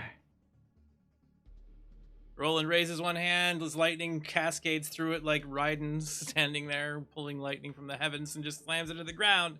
That was successful on your magical roll and arcs through the ground with a little bit of collateral damage. Are you going to fire slightly awry, or are you going to hit one of these targets, one of these engineers on the way, and possibly have some of the damage diminished that you're going to cause the reactor? Oh, I could give less of a shit about hurting the engineers. Let's go for the reactor. Give it the whole. Give it the whole hog. Whole hog goes blasting into the reactor. Why don't you go ahead and give me a ×3 damage attack with the lightning real quick. So let's see. Yep. Inner light Fire running, within. lightning. Well, not inner light, excuse me. Fire within. So 1d6 damage to anyone within range to a original target on a successful hit. So this is going to do your unarmed strike damage plus 3, 4, 5, 6 d6. Is there an easy way to queue up 6d6, or should I just yeah. start throwing d6s? If you grab a d6 with your left click and keep holding left click and then just click right click at the same time, it adds dice. What? That's amazing. Okay, here we go. All right, so I'm going to throw mine. Boom! That is 30 points of damage coming in. It slams into this reactor, and there is a blinding white flash. And then you find yourselves, each and every one of you, in a different place. And we will return to that when we return to the show after this break. Thank you very much for watching, everybody. Hope you have enjoyed yourselves. We'll be back in about 10 minutes, where we'll see what the fuck just happened and more when we return. Did I do it again? Hello, everyone, and welcome back to the Delinquents. Last time we had been here, there was an explosion, followed by a bright white light that everybody seemed to see. And then, who knows what just happened? It's a strange transition we just had. So, we'll start off with Clarion. Clarion, you were just fighting. You were just dealing with individuals inside of the hold. You were just what your optic sensors detect an issue, and a diagnostic is suddenly ran as your clock reads incorrectly. You sense it's afternoon on a Wednesday, but you just recognized it as 8 p.m. on a Saturday. Looking around, your vision clears and you hear a woman berating you. Not working! This machine is broken! I specifically requested non-scented cleaner to be used, and this damn thing used lilac! Your logic core tells you there's an error indicating data equals already stored information, running functional analysis to determine if there's a memory fault. Someone nearby, it looks like maybe a shopkeeper, was allowing you to operate out of his store and comes over about to smack you in the head, hoping that helps fix the problem with whatever this lady's order is. But you remember at that moment that nothing was wrong. She had forgotten to tell you not to use the scented cleaner. Your instructions were incomplete. You sit there looking for a moment and wonder if it couldn't be. Something might be wrong with your logic core. You're seeing a moment from your own past. Sylvia, The lady looks at you and goes, "My name is not Sylvia." no, I'm not talking to you. She turns her head to the air. Sylvia, You don't hear anything. And very quickly, suddenly everything changes again. You run another secondary diagnostic. You're still standing inside the hangar. We return at this point to another scene. B, you find yourself sitting at a table. Before you, a sundae with bananas, cherries, lingonberries, vanilla, and chocolate ice cream, but no sprinkles. Until into your vision, you see a weathered hand. Then hear his voice. "All right, B. Sprinkles as usual?" You look up into the face of Captain Cutlass. You and the crew are all sitting there at a table in Tortuga in the Lockbreak Tavern. This is the last time you had ice cream with the crew. So long ago, it hurts. Always sprinkles, Cap. Can I give you a hug? Oh, yeah, sure, but can you try to keep... You've got ice cream all over you. Can you... whatever. You can give me a hug. B leans in and gives Captain Cutlass a hug. You look over and you see Leifei sitting there, Amos at the table, just kind of banging his tankard and yelling about something. You see the others of the crew, and then realize you've been here before. And then it flashes, and you're back in your chair. At this point, I miss the captain. Leifei, from where you're standing at, suddenly you feel yourself on a familiar path, and it disorients you. The well-worn, yet still muddied and cluttered with the odd end-to-end metal scrap and ceramic part kind of dug into the dirt. You see a ramshackle yard and a building ahead with a large name, The Assortment, emblazoned on a sign that looks like it's about to fall at any minute from its bracings. It never does, though. You remember that. Someone slaps your shoulder and you look over and you see a Skixon with a teary-eyed visage. Wet Eye messages to you in Skeen. "Well, stop gawking and let's go see what we can trade for already." You remember that this is the day you received your magnetic cassette deck, the one you recorded Dolores' music on and shared with anyone who'd listen. Yeah, all right. He stops for a moment and just smacks himself a couple times in Skeen. Are you okay? You look a little disoriented.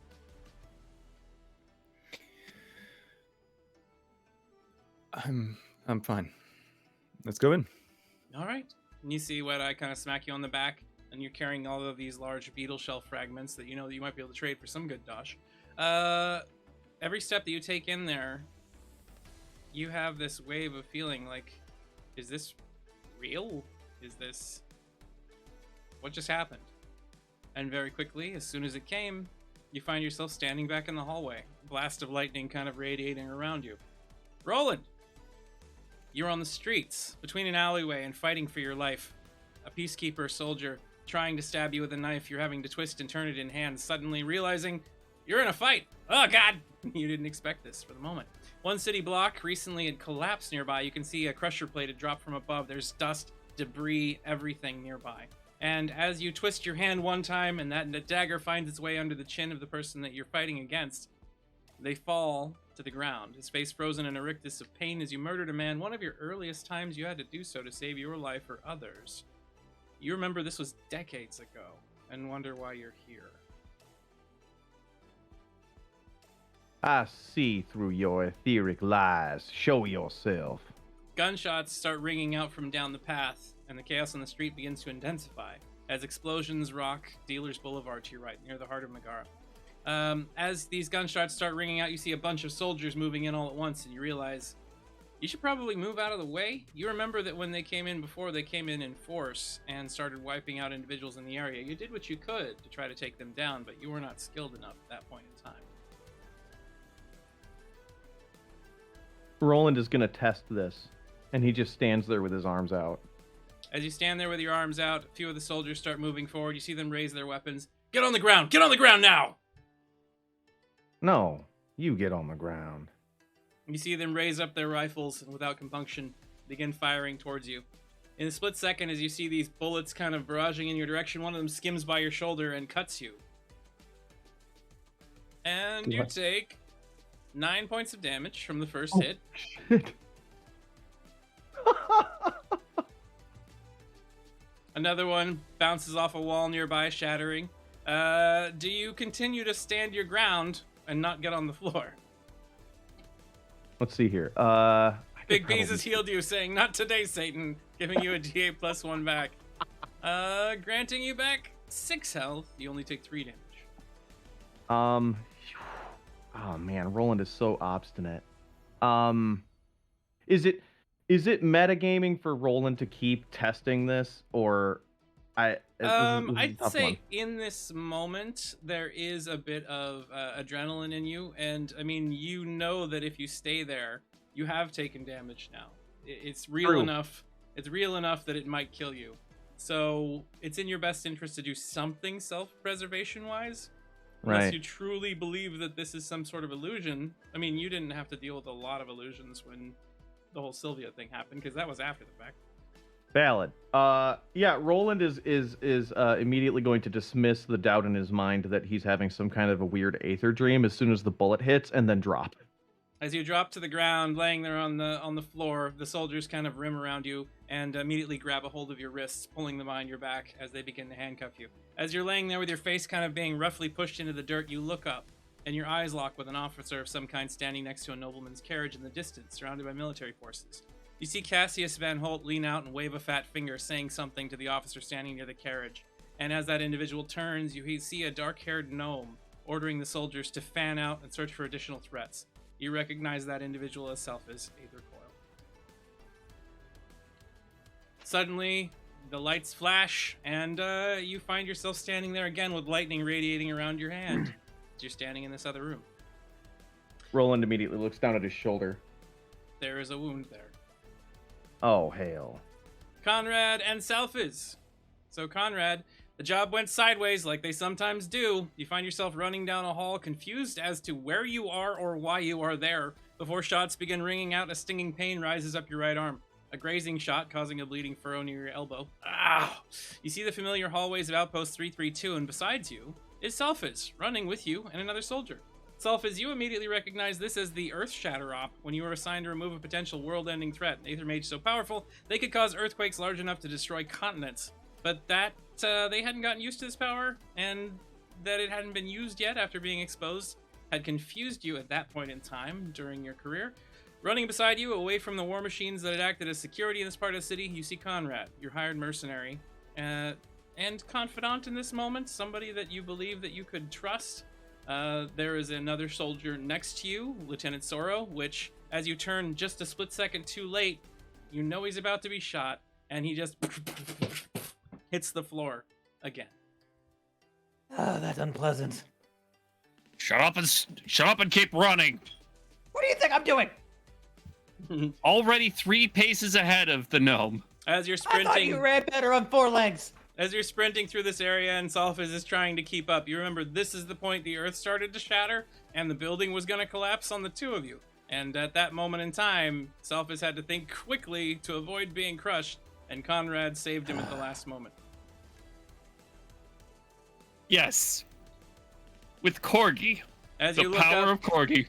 and you like raise a hand, stone starts falling in your direction. You kind of stop it with a pillar of your own, and then Conrad turns into a beast the first time you saw him change as he rushes over, grabs a hold of you, and dives out of the way, the building collapsing around you. The scene fades, and you find yourselves back inside the hangar. You notice that as you're standing there, Roland, that blast went off, and you got very disoriented. You have like a burn on your cut on your shoulder. The engineers in front of you, one of them is staring at the ceiling with blind eyes, and the other one standing next to him is just looking around like, what the fuck just happened? That's a good story, right? The engine itself behind them is kind of starting to make this oscillating light happen. It seems to have been thrown off, not necessarily destroyed, but definitely out of balance. And it is Captain. now... What'd you say? Oh yeah, Captain, smash and grab time. I might have gone too far. Murder Hobos and Choco Bros, thank you for the raid. Hey. Clarion, we're back to you now. You have just reappeared here after revisiting a point in your life right after you had escaped from your master and tried to earn a living. People didn't treat you incredibly well. And suddenly you find yourself back in this room, which again is causing all of your senses to have to recalibrate. Has anyone else experienced a memory distortion? Also, I'm going to make this hostage situation, and she executes her plan and runs up onto these boxes, docking behind one of the crates, and will activate her wrist thingamajig and shoot a dart at the captain. You're gonna fire a dart at the captain. Give us your attack roll. Okay. The captain leaps, noticing the threat, tries to leap behind the door. Captain gets a 21. Is that just going to be aware, agile? It's aware, yes. Okay. You fire. That's not going to be high enough. That's not high enough either. There we go. 18 does not beat a 21, however.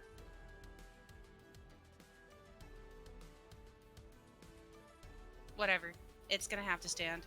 Alright, so your dart fires out, and the captain, leaps behind the door and slams the panel shut as your dart slams into the actual metal of the door.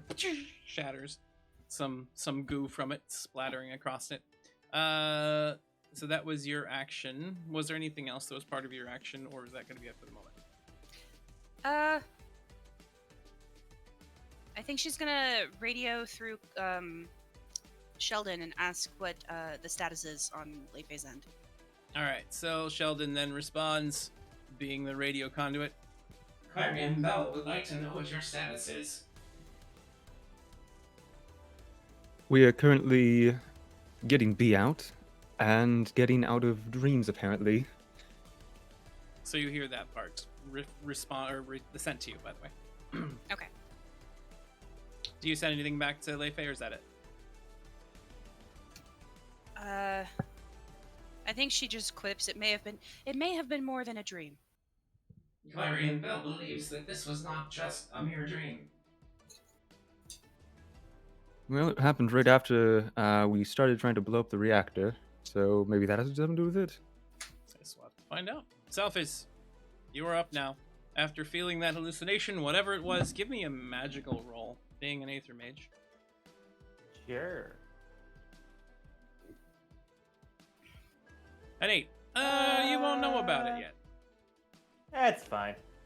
Alright, so you do know that there was some sort of strange event that seems to have impacted everybody. Even the guards ahead of you are kind of a little bit loopy. You're not sure where it originated, but you don't have the time to think about it right now. So what do you do next?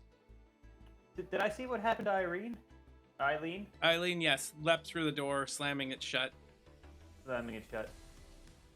Hold on 1 second, I got a couple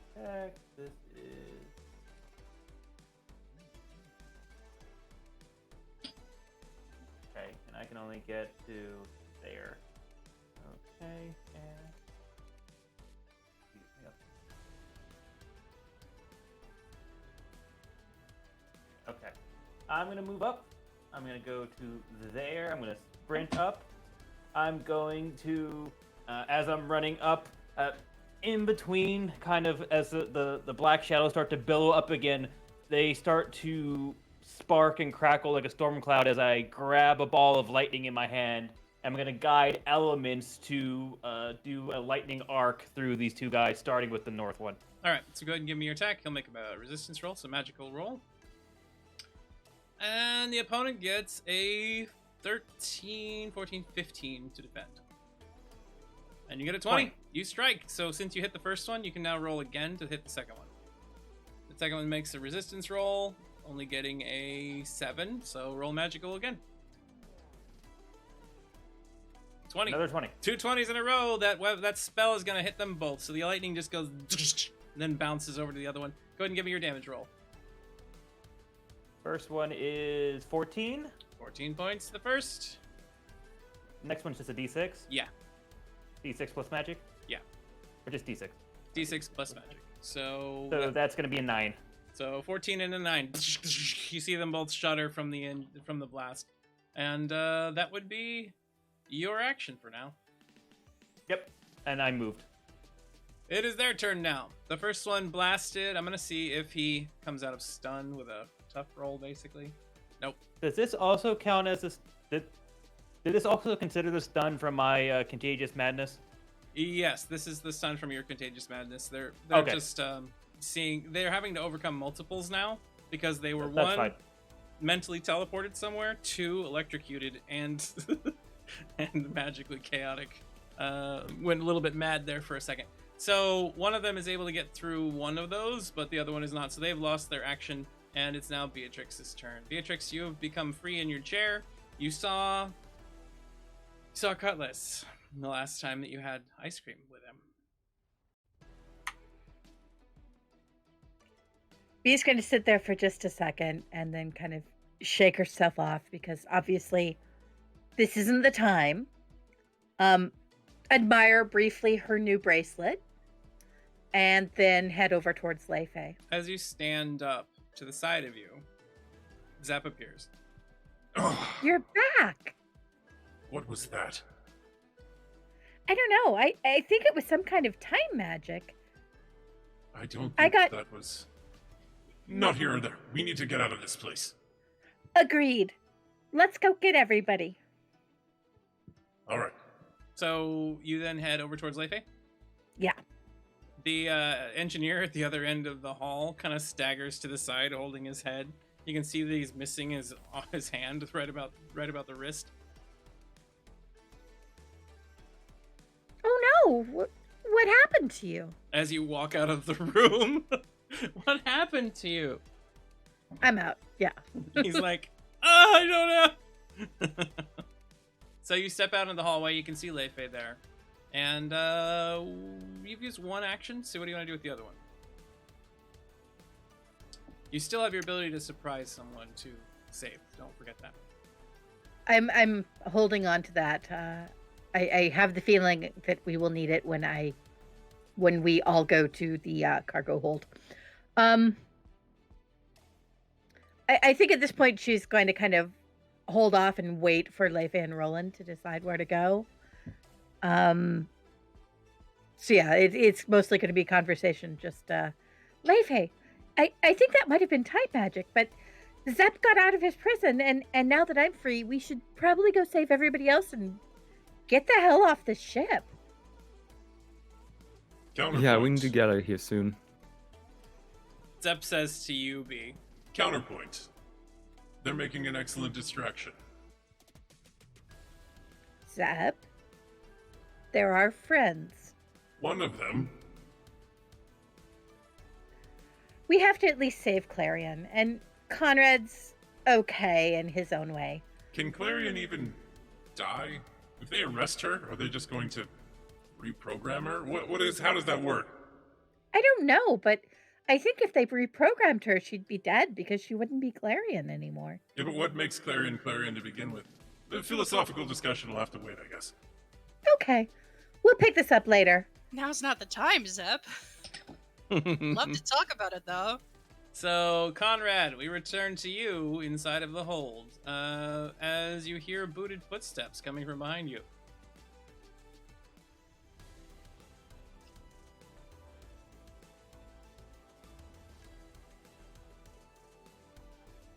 You're muted, by the way. So for some weird reason, my stuff just did a stuff. So yeah, that was weird. Boots behind. Yeah, at this point, it's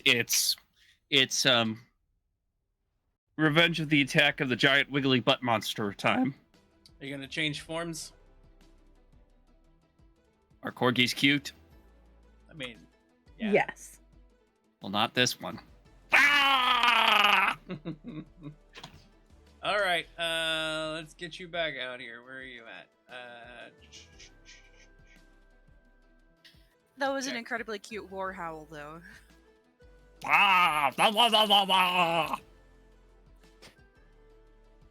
Suddenly, you become a were-corgi again. Peeling out of your own skin. So as you change, that takes one action, I believe. Let me double check. Yes, Beast released takes one standard action. And you're now at 3 sorrow. Why? So you have one action remaining. What do you wish to do with it? How can... Is it possible, because I've brain as mush, that I can billow over the crates, tackle one of them to the ground, and eat them? Well, you could jump over a crate, but you've already used one action to change, so this would just be another action you're using. You wouldn't be able to attack him this round. Okay. Can I hold my action? Certainly. I'm Alright. gonna hold my remaining action. All right, at this point, it is now Leifei's turn. Those two engineers look a bit rattled, and after seeing that explosion, one of them turns and starts rushing immediately back towards the reactor to try to fix it. The other one instead reaches down to his belt and pulls out a radio and tries to call for help.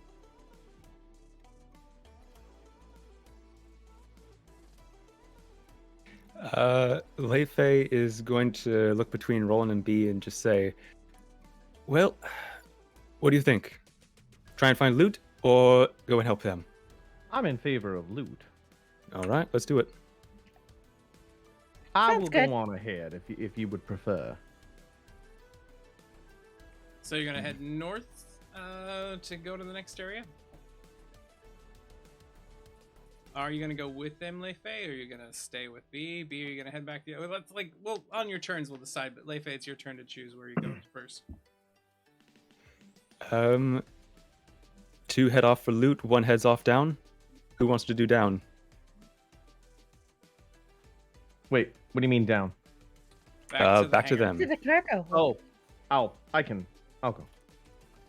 Go down? I will return to the hangar, yes. All right. Let's find us some loot. So B All right, let's do it. and Leifei head up north. So you start moving in that direction. You get Certainly. to the door. Hit the door and hit the door. How we doing? Door panel opens and you see a guard standing there, moving in your direction. He seemed to have been behind somebody else, but the door closes as he turns and looks at you. It's you. Knock knock. Hello. You have one action remaining. Bing bing bing bing bing. Wahoo. Does my kinetic knife come back? What was the kinetic part about it? Yes, it returns to your hand when you raise it back up. Okay, yeah. It just pings off the ground behind me and just pops back into his hand, and he's gonna chuck it with that force towards him. Go ahead and give me an attack roll. Certainly. Opponent tries to defend. Ooh, they got a 23. He gets an 8. So yes, your dagger just kind of lodges itself in his armor.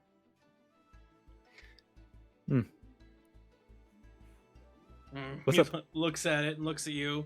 You see him like grab out a big metal club with like a mithril rod on the end of the head and smacks it against his hand. That looks dangerous. He's gonna get off the pressure plate, and that's about it. The door closes. Roland, you're up. You have the two engineers there. One's reaching for the radio, but Leifei headed up north, threw a dagger, didn't quite make contact to reclose the door. Him calling for help means nothing at this point, I think. That's just noise. That's just droplets in the ocean. Roland shouts, Brother Leifei, would you like me to still help our compatriots? Yeah. Well, all right. Good luck with the gentleman on the other side of the door. He seems somewhat knife-proof. And then Roland activates Dervish and then just sprints as far back, heading for the hangar. All right, so you can go ahead and start moving at the rate you have with Dervish. I believe it's +2 move, and you get 2 move on every action that you take.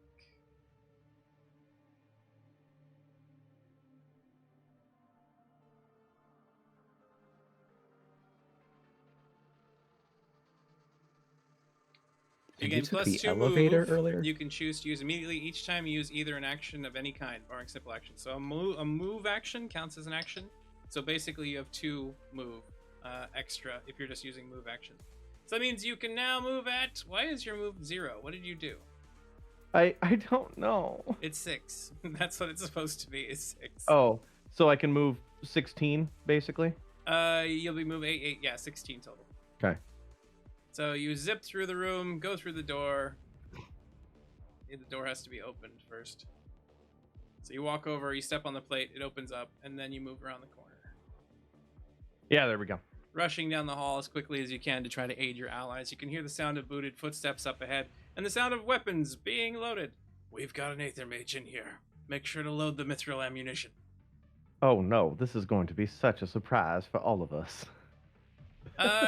Clarion, you are up. You made it on top of these boxes. You fired a dart, you missed, unfortunately. Self has walked over, zapped the 2, and they seem to be still struggling with that. It seems like whatever Conrad did earlier has slowed down the approach of other soldiers out of confusion. Well, Clarion will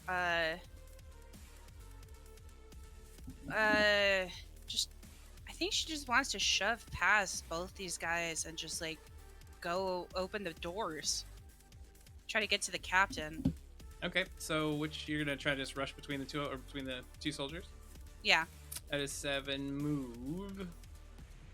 And you currently have 5, so that'll put you a little bit out of it. If you give me a strong roll, you can leap from the top of the boxes and maybe make it there. If you get at least a 12 or higher. Okay, this will be fun. 9, no. No. So you leap from the top of the boxes and land short. You'll have to use 2 move actions to make it to the door and open it. Okay. All right, so you rush over there. Door opens. You see her standing a few feet in, basically, like turning to run away towards the back, or towards wherever it is that she's headed. All right. She wants to chamber another sleeping dart. You chamber the dart. Selphis, you're up again. Well, I am not going to let her be the only person to do this. I am going to run up to... I'll run up to be in contact with both of them.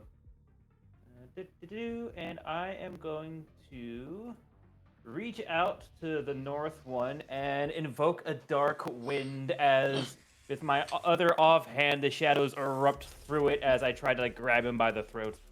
Give me an attack roll. Your opponent tries to resist you and gets a critical failure. 18. You get to choose. Do you now do ×3 damage, or do you draw out some of his memories? How hurt does it... How... We have a were-corgi behind. I'll do the memories. All right. So you get to choose what type of memory you're trying to take. Do you want something that will give you information about the ship, about maybe something important related to this person's past, or about what they know about you at the moment? Is there a fourth option as something important to what I'm to the components I'm trying to retrieve? Give me a high or low. We'll see if this character knows anything about that. So say high or low. Hi.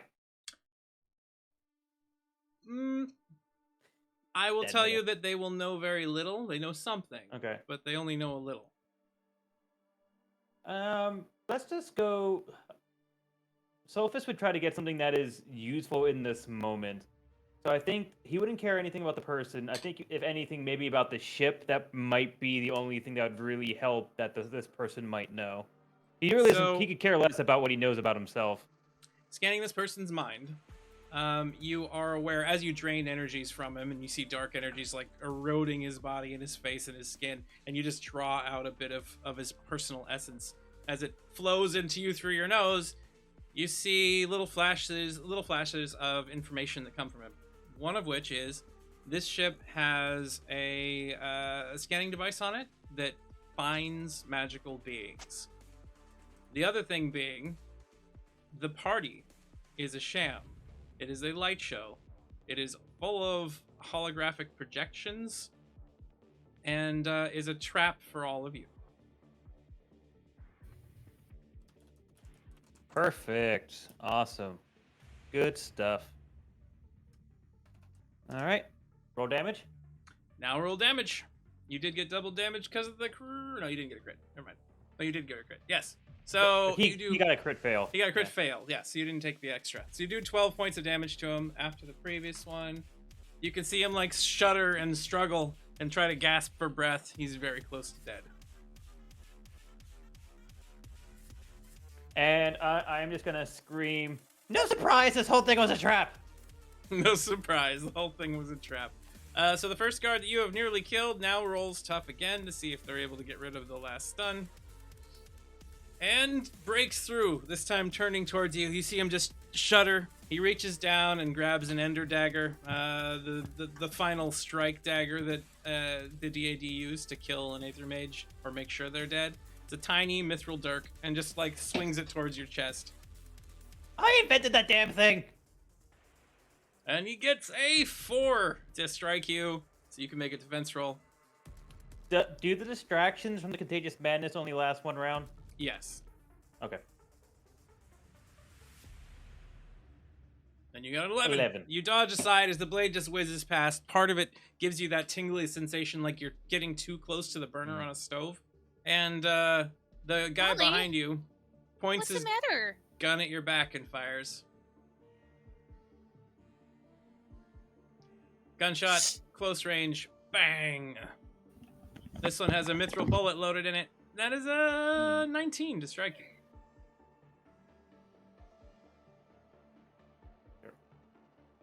Yep. Defense roll comes out. That is a 1. That is a what? Do I want? Yeah, let's reflective. Reflexive. It must have slipped. I need to go with that one. I'm getting high up here. Actually, I'm gonna take this one. All right. So you are shot by a mithril bullet in the Yep. chest. Bang. You don't have ping in your chest. All right, so this is going to just do some damage to you. It's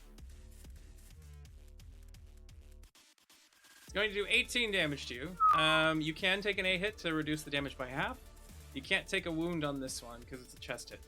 So if you take an A hit, it'll drop it down to 9 damage. I'll take an A hit. All right, so just double click the A hits and then take Yep. 9 damage off. And that was the shot to you, Mr. Aether Coil. So it is now Beatrix's turn. Leifei's headed up to the north, and Roland's headed down to the south. Roland's pretty capable. He can help out the rest of the team.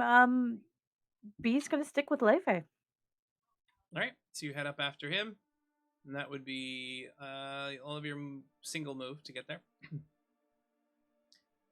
That's one action. You're at the door. So Leifei, B just rushes up next to you. You're in front of the door. Do you step on the panel and open the door, or are you leaving it closed at the moment? I'll leave it closed for a moment and just look over at Leifei.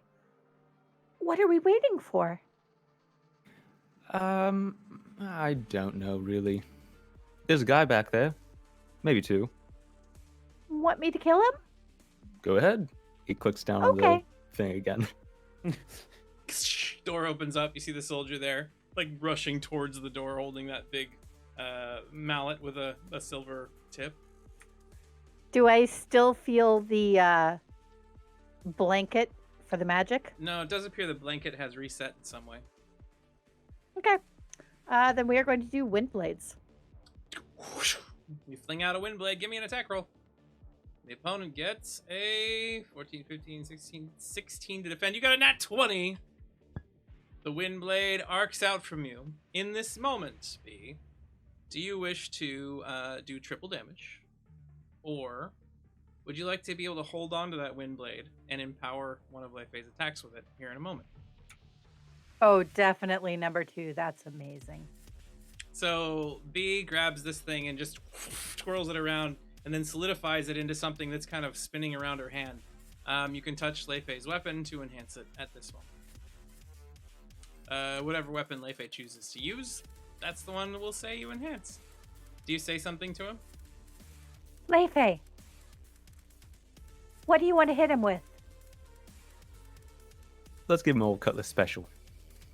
Grab a hold of the cutlass. As your fingers grasp around the hilt, a warming sensation rises up your arm like an old friend. Conrad, you move over to El Borca Maximus. Don't you mean Minimus? The door opens, by the way, behind you. You turn around to see a squad of 5 soldiers. Oh, woo.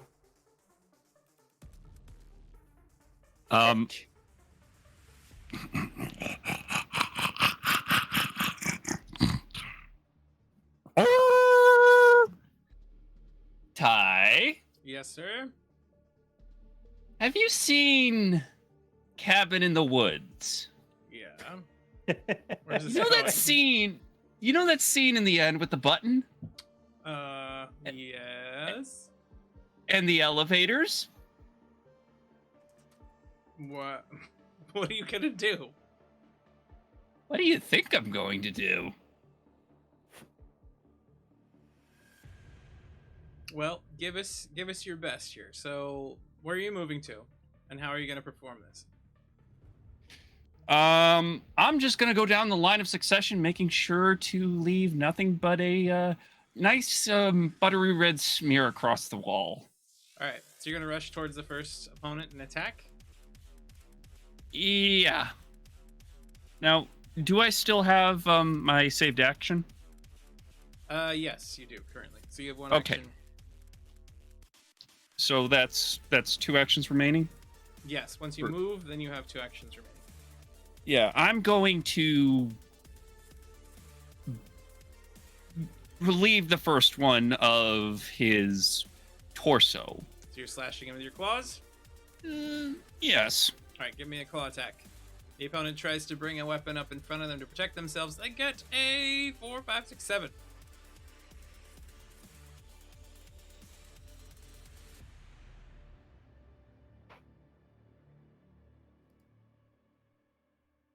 You strike. Give me a damage roll.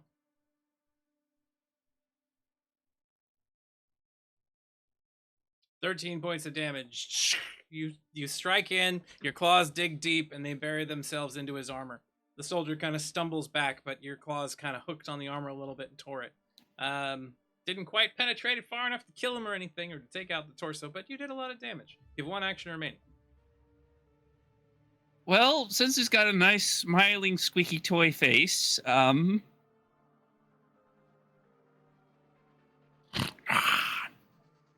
bite. All right, let's see. Go ahead and give me a bite roll. And he gets a 23 to defend himself. You snap in, and he immediately moves back, frightened, into his allies, kind of stumbling. They have to catch him. But you might still hit, so let's see. Gotta be at a 23. Pause, don't fail me now. 23, you got it! Dead on! Give us damage for your bite, please. Ladies and gentlemen in the back, please remember to put on your ponchos. Bite comes out and you tear through his chest, and that soldier falls. And then Conrad just gazes at the army in front with a twisted, contorting grin that's growing ever wider as rows upon rows of sharp, canid teeth slowly start to reveal themselves. The first one in the front kind of cowers a little bit, afraid of what just happened, but then shakily brings up a revolver and fires at you. Bang! Getting a 7 to strike.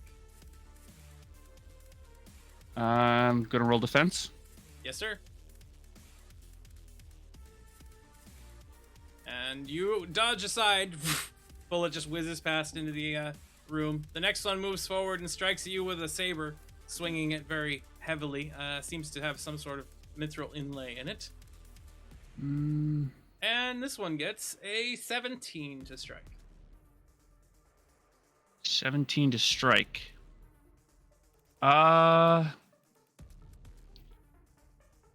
Cornered is a reflexive action, right? Yes. Do you currently meet the requirements for cornered? Let's take a look. So cornered. I mean, there's. If you are harmed or hit by an attack, cornered by a threat, which means you can't move anywhere else, or attacked by more than 2 targets, you can use this ability. Yep. So this has been 2 targets. You have to be attacked by a third in order to use it. So you can't use it yet. Okay, I'm gonna roll the hurt. Okay. In that case, I'm just gonna roll defensive again, and this time you're going to get hit. The attack strikes in, hits you in the head. And it deals 8 points of damage to the head, which is doubled to 16. How much extra XP did I have for... Extra HP is 2, so that'll drop it down by 2. That would put it at 14 damage. Wait, hold on a moment. Doesn't that extra XP is for War Corgi form? Yeah. Doesn't it regenerate? It does. Did you not have it all back? Yeah, you should have 10. Yeah. No. Yeah, it regenerates anytime that you bring your form back in. So that's a 10. That makes you drop it down to 6 damage, and you have 2 damage resistance, so that drops it down to 4 damage you're going to take. All right, so I'm going to take 6 damage. You will take 4 because you have 2 damage resistance. Right, and I have 6 XP left. HP left. Oh, sorry, no. You're taking all 10 of your extra. You take all 10 of the extra, and then you take 4 of your normal hit points and damage. Oh, 1 + 2 + 1 + 1 + 1 + 1. Yeah, exactly. And then there was a Cure Light Wound sent out from Annika, providing you with an extra 6 health back, so you're healed back to full. There you go. So you got hurt, but not really. The form that you're using was strong enough just to withstand the bullet. And we now turn to the next enemy, the individual with the cudgel that rushes over the distance, and seeing a little girl with a wind blade at hand and the elf that threw a dagger. He goes for the non-child and swings at Leifei.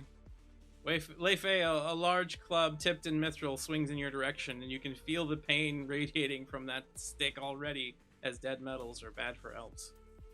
That's the bad touch. I don't like that. The opponent gets a 6 to strike you, swinging very poorly. At this point in time, the dagger comes back and just reflects it up. Give us a parry roll. Oh, right. What is this game? What am I doing? And he's got a bad roll, but it's still enough. As the dagger flings back out of his armor into your hand, it knocks the weapon a little high, where it smashes into the wall and leaves a small crack in the stone. Now we turn to the next enemy in line, which is over here. The next one that is behind the crew moves forward a little bit, carrying another one of those cudgels as well, swings it at Conrad. Conrad. The opponent swings wide with a bat covered in a mithril tip for 13 to strike you. You have been injured now. You could use cornered if you would like. You're muted. Oh, yes. All right, so you spend your overload and then use cornered. All right, I'll just add my overload, So and then I'll use cornered. make an agile close attack at +2 to all targets in range 2. If successful, you'll deal damage to them, to everyone impacted, knocking them back and allowing you to jump away range 4. So that's +2 to agile. Yep. I'm going to roll agile to attack. Yes, go ahead and roll agile. The opponents try not to get hit as you swing in. All of them get exactly the same roll. So they all got a 16 versus your 16. You succeed. Roll 2d8 and add your strong to it. So that'll be 2d8 plus 3, and that'll be the damage that you deal to each of these individuals. And then you move 4 in whatever direction you choose. Where do you leap away to?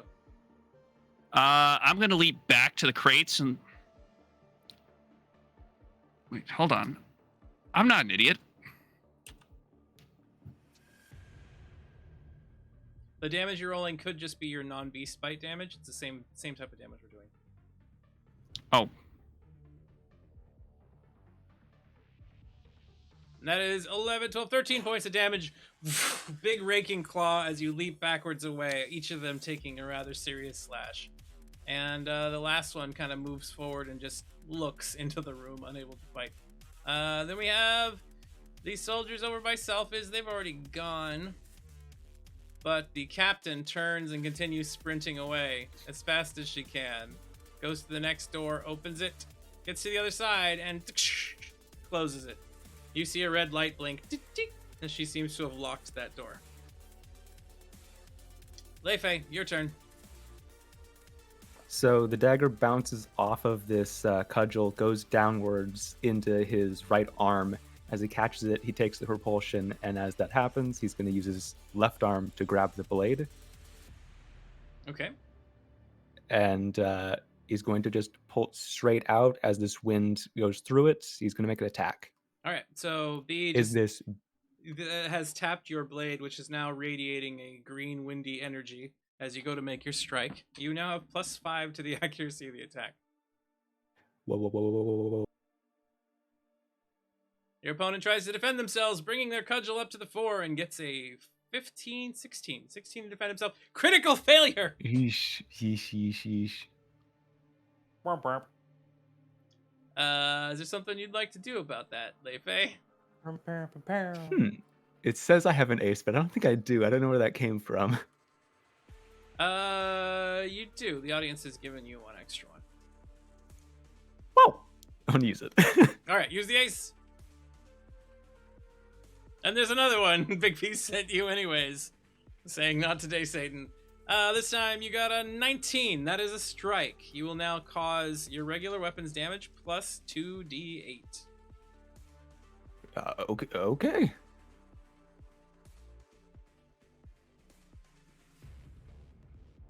That'll be a total of low on mine, but good on B. 23. 23 points of damage, and this thing's armor has been shattered at this point as the opponent staggers backward with a serious blow. You have one standard action remaining. He is going to follow through and just keep spinning. Spin and use another attack. The blade is still enchanted for this round, so you can make another I'm going one. full Garen on this. We're spin to win, baby. Duck B, get onto the blade as suddenly Leifei jumps in the air and just spins like a whirling dervish. 23 to strike. You are able to hit. Go ahead and roll damage again. There's another 12 points of damage. Excuse me. Another 15 points of damage. And this time the opponent just carves open like a can opener and falls to the ground. His metal rod just ding, ding, ding, ding, ding, ding. Wind flashes over the area, the scarf, everything goes flying as he just looks towards me. You have gotten so much better at that. I think we work well together. We do. Next time you take the glory, I want to see that in action when you're using it. Oh, good. I can do that. And Roland, you're up in the hallway, rushing behind, hearing the sound of gunfire, of weapons going off, slams and clashes and strikes and slashes. Do I hear the horrible gnashing of Corky claws? Yes, you do. Absolutely. Okay, Roland is going to quit piracy forever. He's going to go home. He's done now. No. Well, No, it's canon. Roland, knowing that the battle is very near, is going to rush around the corner as fast as he can, hoping to be able to get an attack in at the end of his move. Okay, start moving, and we'll see. If you come into range with someone, Dervish will give you an automatic unarmed strike. So that is 4, 5, Oh, God. 6, 7, 8. Okay. Oh, yeah, I can make that, no problem. Yep, so I'm you going to rush, go for this guy in the back. rush in behind him, and then that gives you an automatic Dervish unarmed strike. You can go ahead and make the attack. Character sheets. Why is... The opponent didn't see you coming, which means that they're surprised. Putting them at a -4 to the roll, plus their defense, leaves them with a 14. I mean, Can minus I use 5? my can I use my striker gauntlet, or is it just unarmed? It's an unarmed strike. Your striker gauntlet counts as an unarmed strike, so you can use that. Oh crap. Okay. Well, add 1 to that. That's not going to be high enough to hit. They got a 13, Okay. so you got a 7. Unless Well, that's not great. Unless you want to use something here, but I yeah. can't. Not Okay. really. I don't really have anything to use. Okay. Unfortunately, you swing. The opponent hears you rushing around the corner real fast, turns and sees you just jump through the air, striking towards them. They bring up their weapon, and there's just a sparks fly everywhere. And now they find themselves being attacked from both directions. Now who's cornered? Clarion, your turn. Clarion turns to Umbra with the captain having disappeared around the corner and says, "If the party is an illusion, is your bomb even on board?" there's not the time to think about that. Just murder. I need an objective besides just murder. Murder these two. But murder.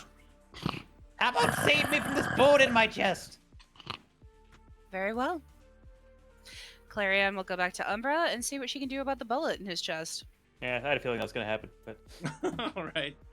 Give me a brains roll for medical as you attempt to see what happened with the bullet.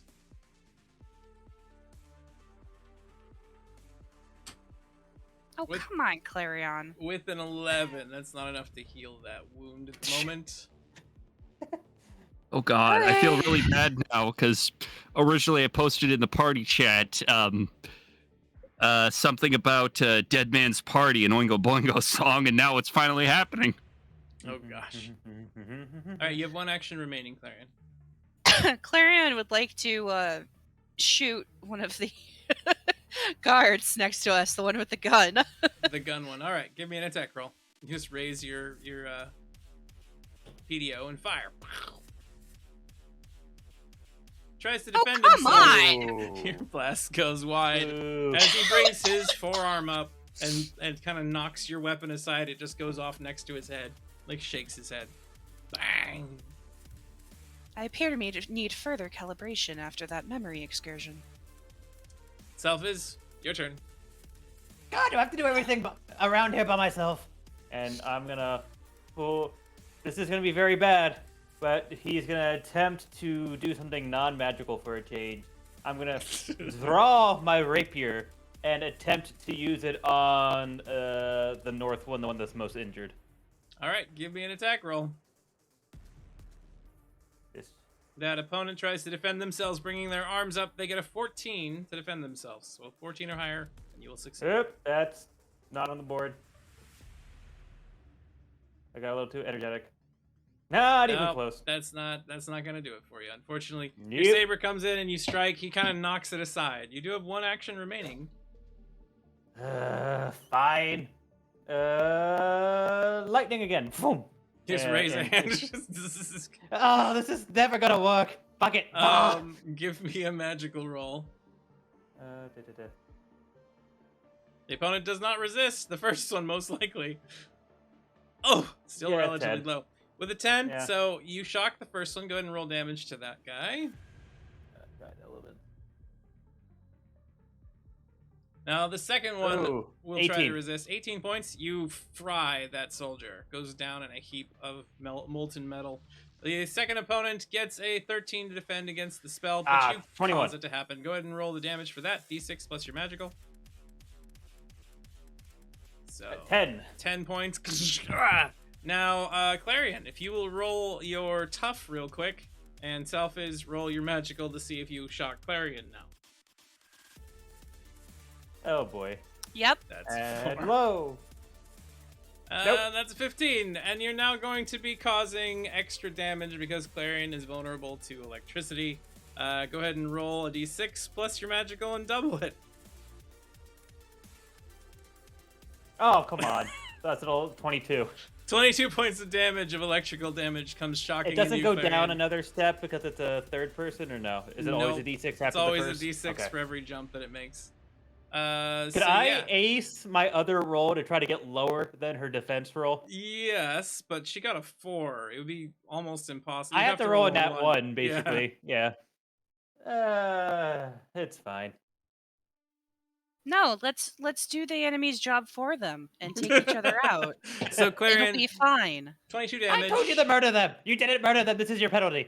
That is 22 damage that you can absorb as wounds if you want to have some of your limbs start having problems.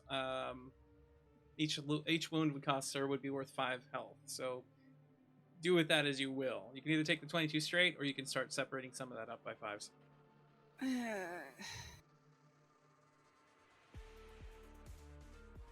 Yeah, we'll take 10 off of that. Okay. And what limbs are you wounded on? We'll go left arm, left leg. Left arm and left leg. So your left side kind of took a big hit, and then suddenly that drops you down to Cure- 12. you gotta cure wounds. Damage. Yes, there will be a cure wounds that comes in. Yay! The cure wounds comes out and gives you 2 health. So you just take 10 off of your CHP then. All right. There's another one. 2 heals come out. Now Thank you, Gattaca. another 4 health has come back. So you've only taken 6 off. Oh yeah, just give yourself 4 health back then. Okay. And there you are. Suddenly you're like shaking. Your systems are kind of flashing. You lose your eyesight for just a second as it blinks out and blinks back on. Not helpful. They're dead, aren't they? At least the one is. The last one that's standing there turns to you. Give me a high or low, Selfiz, as he determines whether he wants to try to surrender to you or go out in a blaze of glory. Hi. All right. So as he's standing there before you, he just goes, "Look! My life's not worth it. I've got some valuables you can have. Just don't kill me." He puts his weapon down on the floor. All right. Valuables in safe spot. You can see him reach in and grab a hold of his purse, put down silver. He brings and takes off a watch and puts it down on the ground too. All right. What is that? And I'm gonna like try to like point at something to see if he'll like bow his head down. He looks down. What are you talking about? And then saber back of the head. Just yeah. Give me a strong roll. Actually, all you have to roll is the damage of the saber. To knock him out, you have to Okay. get higher than a 6. Oh, this should be fun. Nope. Bonk! You just hit him on the head. He goes, "Ow! What the hell? I've already surrendered to you. What are you I'm doing? trying to knock you out so I don't have to murder you. Give me a concussion that way. Just lock me here. I have Pretend to- handcuffs. Here. pretend to be unconscious. Take Lay my down. hand. Fine." He lays down on the Lay down on the floor. floor. Now pretend to be unconscious for the love of God. Beatrix, we move back to you now. Oh my, oh my. He's not a strong man, but he will not ever admit it. Oh, that was beautiful. All right, so B's going to go ahead and come in here Okay. and look around to see if anybody else is in this room. You don't see anybody else in here at the moment. I think whoever else was in here might have gone through this door, Lefe. Shall we follow? All right, I think we're probably going to be stumbling upon that treasure room soon. Oh, I do like a good treasure room. So you open the door, and you see guards kind of walking away or rushing down the hall very quickly, and you see the master standing in it waiting for you in the middle of the room. Why am I not surprised to see you here? Well, hello. Looks like you've got your friend back. Yes. Shall we? You see him reach up and grab a hold of the blade on his back and just draw it in one motion. As he does so, the blade edge grows larger for a split second and becomes a very large weapon. It just chink onto the floor. We will square up, draw the magical elven blade, and strike the coolest pose she possibly can. Give me a charming roll.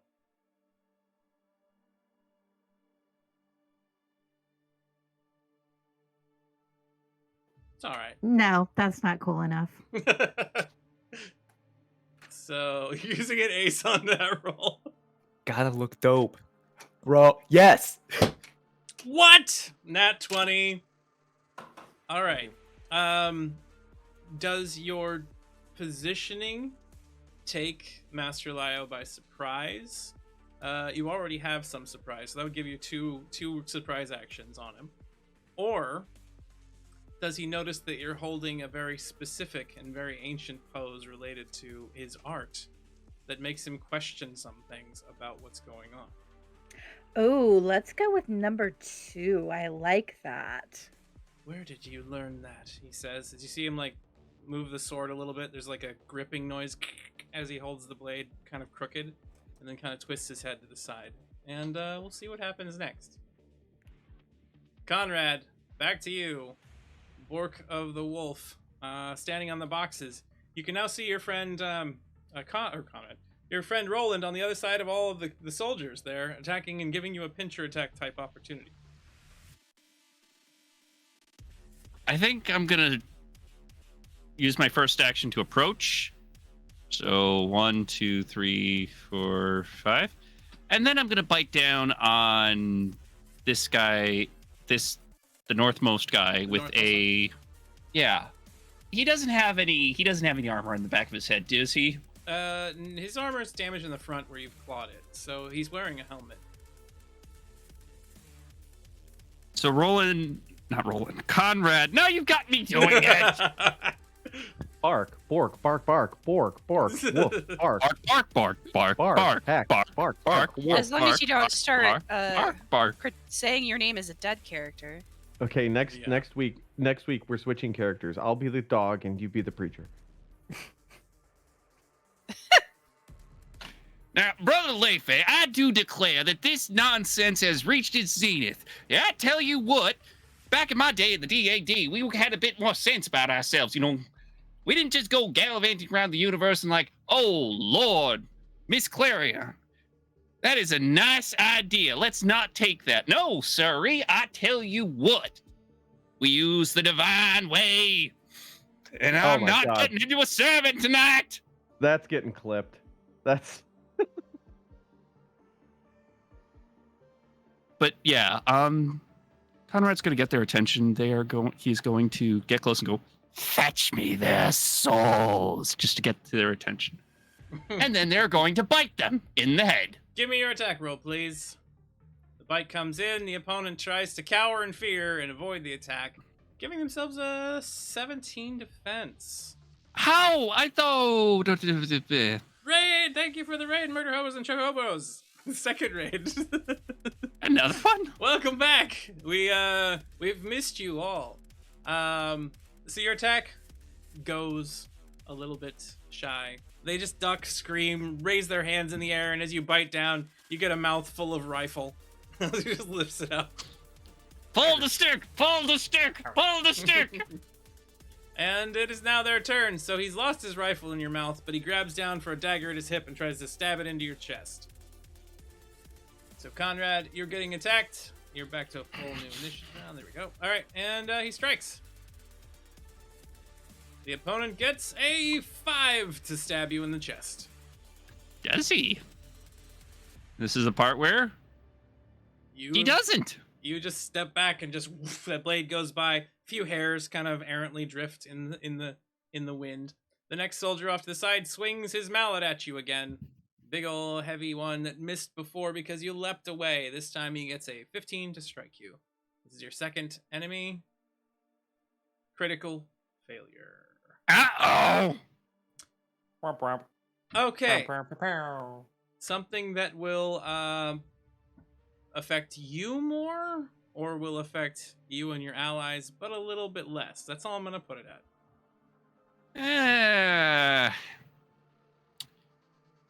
Well, I was going to say... forget it. They're all disposable. Everyone else. Okay. So as you're standing there, he swings at you and he clocks you with this weapon. He's going to hit you in the left leg. And it deals... Roll for me, please. Thank you very much. 11 points of damage to your left leg. So you can either take it as a wound or you can take the hit. 11, 10, 9 damage because of your damage resistance. Yeah, I'm going to take it as a wound. Okay. So your left leg becomes wounded. Bang! Hits you really hard. As it smashes into you, there is a metal spark that spins up off of the end of this weapon. It flies through the air and lands on the boxes in the distance. You see immediately the flames go and start moving through all the explosives. Well, shit. The soldier directly in between the other two had turned around when Roland started the attack, and there was a loud clash and noise. Moves towards you and then stabs in with his saber, or swings in with his saber at you. Who is you, Roland? I mean, if Roland's rolling bad, sure. Oh, that guy's rolling bad. Yeah, here comes the defense. 1-1-1. All right, Gucci. Roland, you have a choice here. Now, the opponent either is going to trip and disarm themselves, or I will give you an attack. Oh, I'll take an attack. Are you kidding me? All right, so he lunges always towards punch a you, guy. and as he swings in with the blade, describe what you do to counterattack him, basically, causing him not to hit you. So the blade comes down, and then Roland just sort of sidesteps it, and then grabs him in like an armbar fashion, and just cracks his elbow. Give me your attack roll. Critical Jiminy Christmas, failure. the ones tonight. That's a critical failure right there. Okay, I'm gonna call virtue here. Now this is gonna be a stretch, so I need you to give me some time here. Roland's plan is to get over to that fuse and get that all settled, so that we don't botch the mission and all die. And he's doing that out of the goodness of his heart. Annika's giving you an ace, by the way. I'll take the ace. Thank you, So- Annika. Party cleric. God, the ones tonight. This is. Have you ever seen such a thing, Ty? Yes, actually, one time, and it was a 119 run where almost everybody died at the beginning, and I believe that Atomic and you were in this game. As a matter Oh of yeah, fact. that's right. I Yeah, know what you're talking about. I what it lived. is. I think I'm unlucky. Anyway, so I only rolled an 8. Probably not enough to do it, but it's not a 1, so I'll take it. Your opponent had a 6, so you are able to hit. So go ahead and give us damage. Well, he's gonna miss his elbow. It did, Annika. Yes.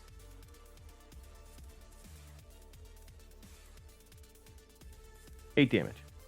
8 points of damage, solid hit, and now that you've struck, you can now dervish move to distance wherever you would like. Yeah, she did actually only heal twice. You are correct. I checked on it. There's another one coming in. 3 more health to you, by the way, Clarion. So you leap between the two others, and now that you've put yourself next to brand new targets on a new round, you get a free unarmed strike. Who are you going to attack with it? Same guy. Roland Once is again. gonna like donkey kick back and go for his knee now. I'm just taking all the joints today. Give me the attack roll. The opponent tries to defend themselves and gets a critical failure again. All right, Roland, your choice. Do you wish to do ×3 damage with this attack? Or does this opponent also fall sideways, knocking into the other opponent nearby, causing him to become entangled? We'll take the ×3 so All that right. the the Corgi Master only has to kill 3 dudes instead of 4. Give us your kick. Multiply it by 3. I thought I already threw it. Here we go. Max Oh, that's max. damage. Oh my Whew. god. That is a huge crack noise, and as you just splinter his ribs up into his internal organs, that soldier smashes into the wall like one of those marionette style, ragdoll attacks, and then just flaps into the ground dead. His entire center torso like pretty much boneless. What? He was in my way, Roland says to the other 3 dudes. You hear a howl from Conrad in approval. Leifei, your turn. My turn. All right. What do? I walk forward. Hey, B, you find the treasure. Oh. So you go ahead and show me where you move to. Yeah, there. He's just You walking move up behind B. Right up behind B. And before you can notice Master Lion over there, Leo, excuse me, B is standing in a very unique and difficult starting pose that leads into the Yamakakaru Ryo no Hiromeki. Okay. It's an advanced technique in the blade school here that allows you to do dragon-like damage. It stuns you at the same time as the other person. Yeah, no, we both haven't noticed each other. We're just like looking at B like, B, where'd you learn how to do that? I don't know. It just came naturally. As you stand there, Leifei, slightly stunned, you look up and you can see Master Leo Aizen standing across the way. He looks over at you and he looks at her and he goes, "Who is this child's parents?"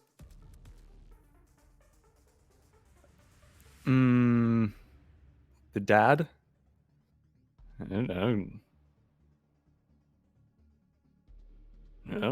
I don't know.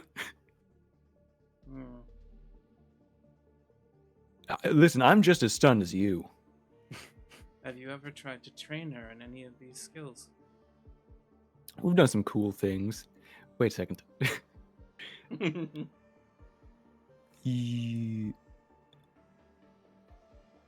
I haven't. Oh. Would you like to? Raise his eyebrows a couple times. She seems destined. I'm I've been right here, you saying- guys know. No, hold on. I've been saying that this whole time. And it's pretty clear, I know, right? You see him take the sword and he retracts the blade and then just back onto his back. My business here is concluded for now. I must speak with some of the other masters about this, and we'll determine what to do later. You will have no more quarrel with me. He walks over towards you and then just walks past you. What just happened, Leifei? I think he's taking his title as master much more serious than I expected. So Also, you kicked more ass. That is where we see a big fat to be continued appear upon the screen. What just happened there was that Beatrix just too cooled her way out of a boss fight. So, Wow. What? we'll see how that turns out in the future. Thank you very much for watching, everybody. Hope you've enjoyed yourselves. We're gonna go around the table, give all your socials up if you would, and give us a moment that you appreciated about tonight's events from one of your other castmates, because we like to share the love around here. And we'll start off tonight with 1, 2, 3, 4. That's gonna start off with Atomic again. You keep getting that one, but you know what? It's your turn. So you go. Hi, everybody. I'm Atomic. You can find me on Twitter at ttv_atomic0. You can also find me on Twitch at twitch.tv/atomic0. I have Ben and I have a show coming up February 10th. It's going to be an Esper Genesis 5e game over on my Twitch channel, so please stay tuned for that. Super excited for it. Ty did all the artwork. I think he's in that way on my screen. So thank you very much. No, he's that way.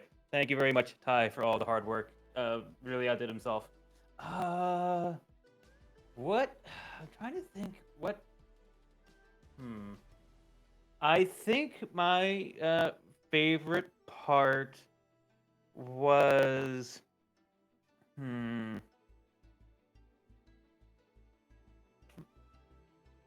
There's so many good choices. That's the problem. I think just generally sending everyone into a giant flashback sequence, I think was pretty awesome, and the very impromptu mind lapse was pretty fun for everybody. enjoyed a mind lapse. Well, we'll move on from there. Speaking of major mind lapses, to Benjamin, and you can give us yours now. Hey, what's up? Are you making fun of me? What was that? uh, hey everybody, I'm TT Benjamin. You can find me on Twitter at TTBenjamin1. I'm the host and game master for the Lawful Great Adventures podcast, a Pathfinder First Edition podcast about 4 friends on a long journey home. We're just starting our second campaign. It's going great. Everyone should listen to it, or you're going to be arrested by the DAD.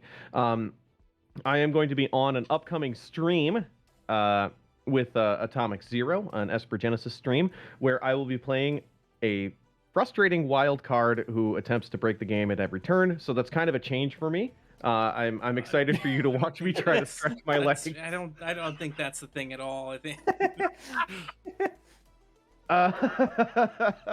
My favorite moment was when Annika saved all of us at the same time, constantly. Also, Bees helped. No. That was lovely. Thank you, Annika. What would we do without you? The seventh member of our party. I super dug the scenes with B in the prison. There, she's like Princess laying the big bad, just like staring him down like, I'm gonna lie to your face, and then she's also like distracting and charming the like it's just like so like powerful, even though she's in chains. It was really, I don't know, I dug it. I thought it was cool. Those were really good scenes. I liked them. That was a pretty badass scene. Absolutely. Good return to form there, B. And Kai, your turn. What's up? My name's Kai. I'm a bad boy, classic stuff. I'm going to be streaming some Risk of Rain tomorrow on my channel, Mascane on Twitch. That's going to be tomorrow, it's probably at like 6 o'clock. Anyways, I'm getting back to streaming again. I'm excited about it. But I'm also excited about my favorite scene of tonight, which of course had to be being badass and kicking ass straight from one room into the next with Windblade, which I still really want to see be going around swinging Windblade as well. It might have been like a clue in like last season that B is kick ass with the sword when she started doing like learning moves on the fly, and then going into this season where it's just, oh wait, no, that's innate. She innately knows sword techniques, and a master saw that. Crazy. Also, really dug the scene of Solfiz showing his blade work. What's up? Yeah, so good. This is exceptional. No, I love it. We take our ones here. True. It wasn't even a 1. That's the worst part. It was just, yeah, it was a regular old roll, and it just unfortunately didn't do so great. Well, we'll move on from there to Gwen and B. I am so happy to be back. I missed you guys so much. Hi, everybody. I'm McSherry. I play B. This is Mila. She's very sour right now and just probably going to fall asleep shortly. Usually you see me over there in the chat, modding it up, so to speak. But every Friday I get to let it loose and have fun here. Favorite scene. I have to agree with Atomic. There were so many excellent ones. I think my favorite goes to Conrad, once again borking it up. And seriously, B needs to see him in that form, and it's going to be magical, I promise. Oh, the boops that might be had. You might lose a finger that way, but we'll see what happens. Move right along. Worth it. To Nora, Clarion, Bell. Hi, I'm Nora, aka Zedadian on Twitter. You can also find me streaming under the name Cosmic__Crush. I haven't done that in a little while, but that's because I'm working on making things fancy and better. And I'm also in things. I'm also in our off-week game, Misguided Souls, on this very channel. Playing Avery, the sad bean who's been forcibly happified. Recently in our last session, and that wasn't disturbing at all. was Not in the creepy. slightest. That was really creepy.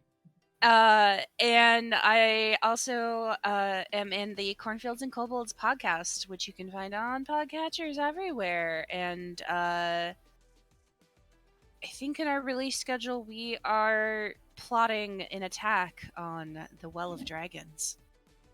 That sounds lovely. Yeah. And my favorite moment was Bee getting ice cream with Captain Cutlass. She made me feel all the feelings. Aww. So sad. It's like, I miss him, and I'm like, I miss him now too. Oh goodness, Captain. Oh my Captain. We'll move on from there to Jackal and Conrad. Hey folks, I'm Jackal. Favorite scene would probably have to be the failed knockout of the soldier and the subtext that was heavily that I definitely did not capitalize on as someone who likes to take things out of context for others' enjoyment. Yeah. All right. Well, thank you very much. I want to give an honorable mention to Clarion Bell, trying her damnedest to do the kind of quest things that would actually resolve issues very quickly, and being forced to go back into old roles because other people don't know what to do with her, unfortunately. Yep. And then the other honorable mention to the talkative Roland, who really helped allow Leifei to pull off his ninja game and make it to be without getting in a fight right there with a lot of soldiers. I was kind of worried about Bless you. for a minute. Yeah, that would have sucked. The bathroom scene was just magic. Yeah. Yeah, that was a lot of fun.